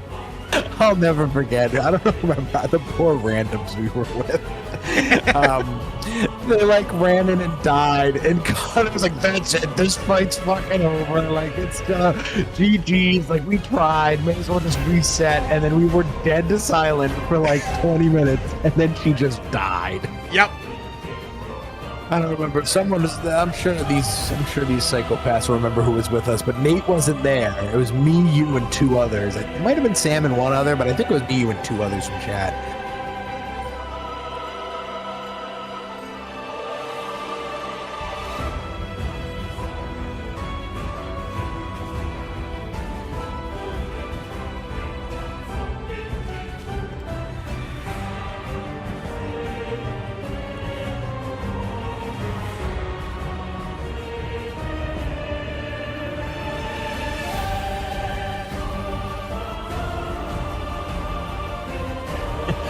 Austin Kulve. We can't hurt it, but it can't move.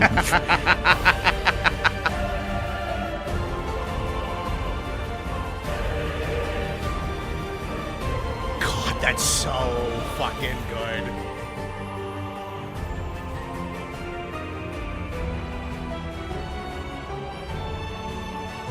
I know where I'm putting it. Yeah, I mean it's.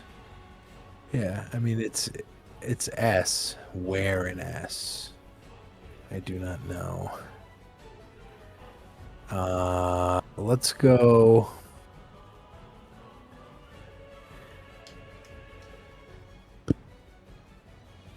Go 1 up, like straight up. Okay. Like right no, like here? straight. Yeah. Oh. Jeez. Yeah, it gets tough, doesn't it? I'm gonna keep it right there. Alrighty. God, that's tough. Boop. That's my really? favorite. That's my favorite. I fucking love, especially the entirety of it, like in some totality, is my favorite. I fucking love it so much. Alrighty. I don't think it's going to be the best on offer, but we do have a pretty fucking good finale.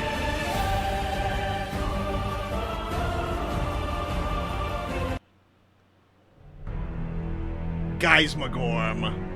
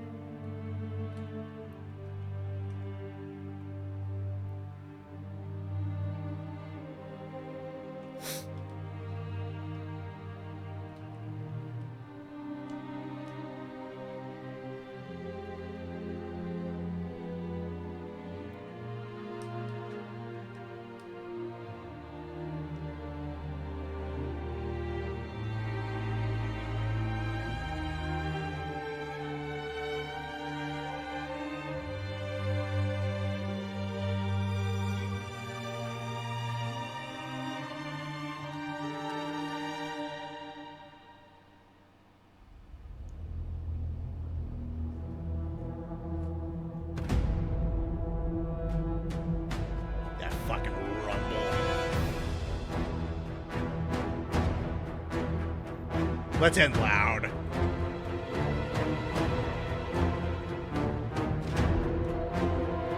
I like the climbing kind of images of like the music starting really like down and like climbing up. He's quite literally a demon crawling out of the underworld. There's our boy.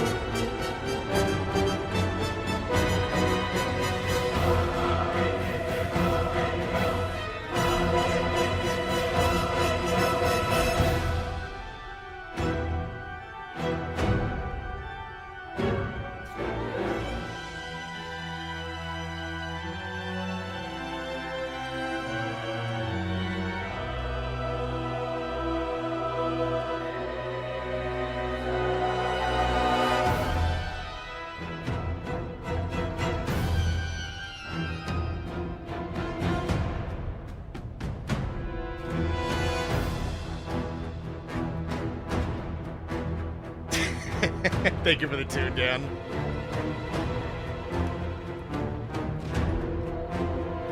Yeah, this one's got a good vibe. Yeah. Definitely has that, like, lurking down below, something kind of crawling out of the world feel. Especially as it begins, it just kind of feels nice and subterranean. Good use of the organ.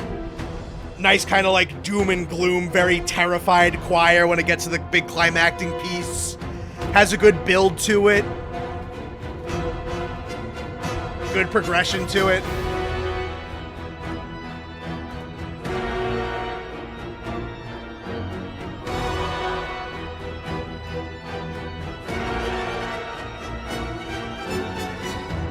Like the little like brass solos in there too.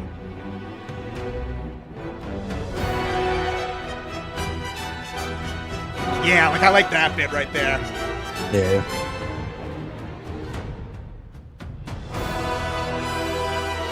Really cool climactic bit.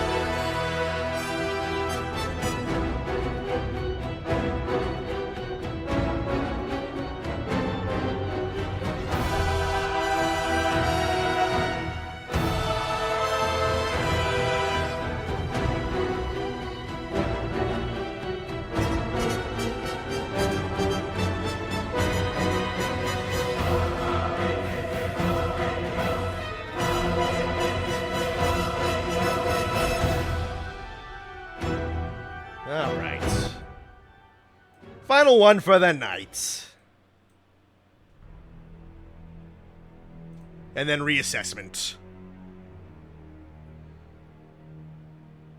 I like that one. Let's go into S. Below. Below.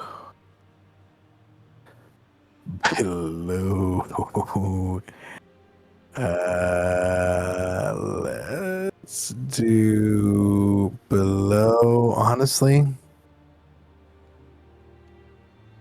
that's fine. Yeah. Yeah. Yeah.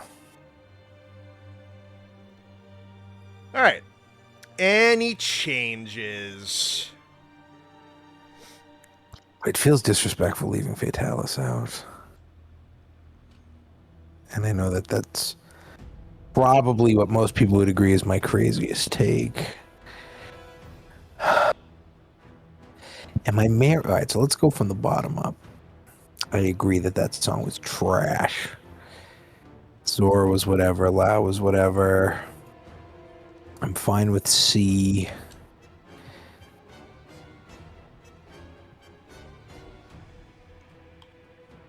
Man, fine with dancing in a grocery store.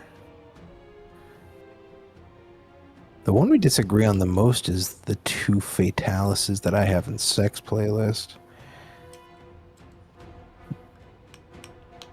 Alright, so I guess what I'm really concerned about now is my order of S. Is Teostra really my favorite song in that whole game? Or not the whole game, but like what we just listened to. Yeah. Tough. Okay, I'm gonna be. Ooh, man, I don't know, dude. I keep going back to the ram whale. Yeah. And I really like that one, like a lot. But do I put my personal favorite up in the top just because it was my... Yeah, you know what? It's my fucking list. It is your list. Put them up there. Put them at the... That's the one I keep going to. I know that's a crazy take, but that was my favorite one of the night. It was the one I keep thinking of and keep going back to. Sure. I really like the only reason... One of the only reasons I have Safi over Kulve is I really liked that Ire part a lot. Kulve was overall better, though. Is that enough to swap them? I'm pretty happy with my list. Alrighty. Let's see. Jala is the worst one. Yeah, no real character. Close, yeah. Yeah, not great characterization. Actual piece of music is like serviceable, but of all like the giant monster tracks, it's no, you could do a lot more with Dala. Zorah was okay. It has parts that I like. I think it gets a little bit too quiet. It's a little bit there could be more. Lao does exactly what it needs to. Yama does exactly what it needs to, but a little bit more interesting. Luna's cool for like a more feminine remix of Teo, but it doesn't really mix with World Luna that much personality-wise. And it's not quite as overall good, but it's fine.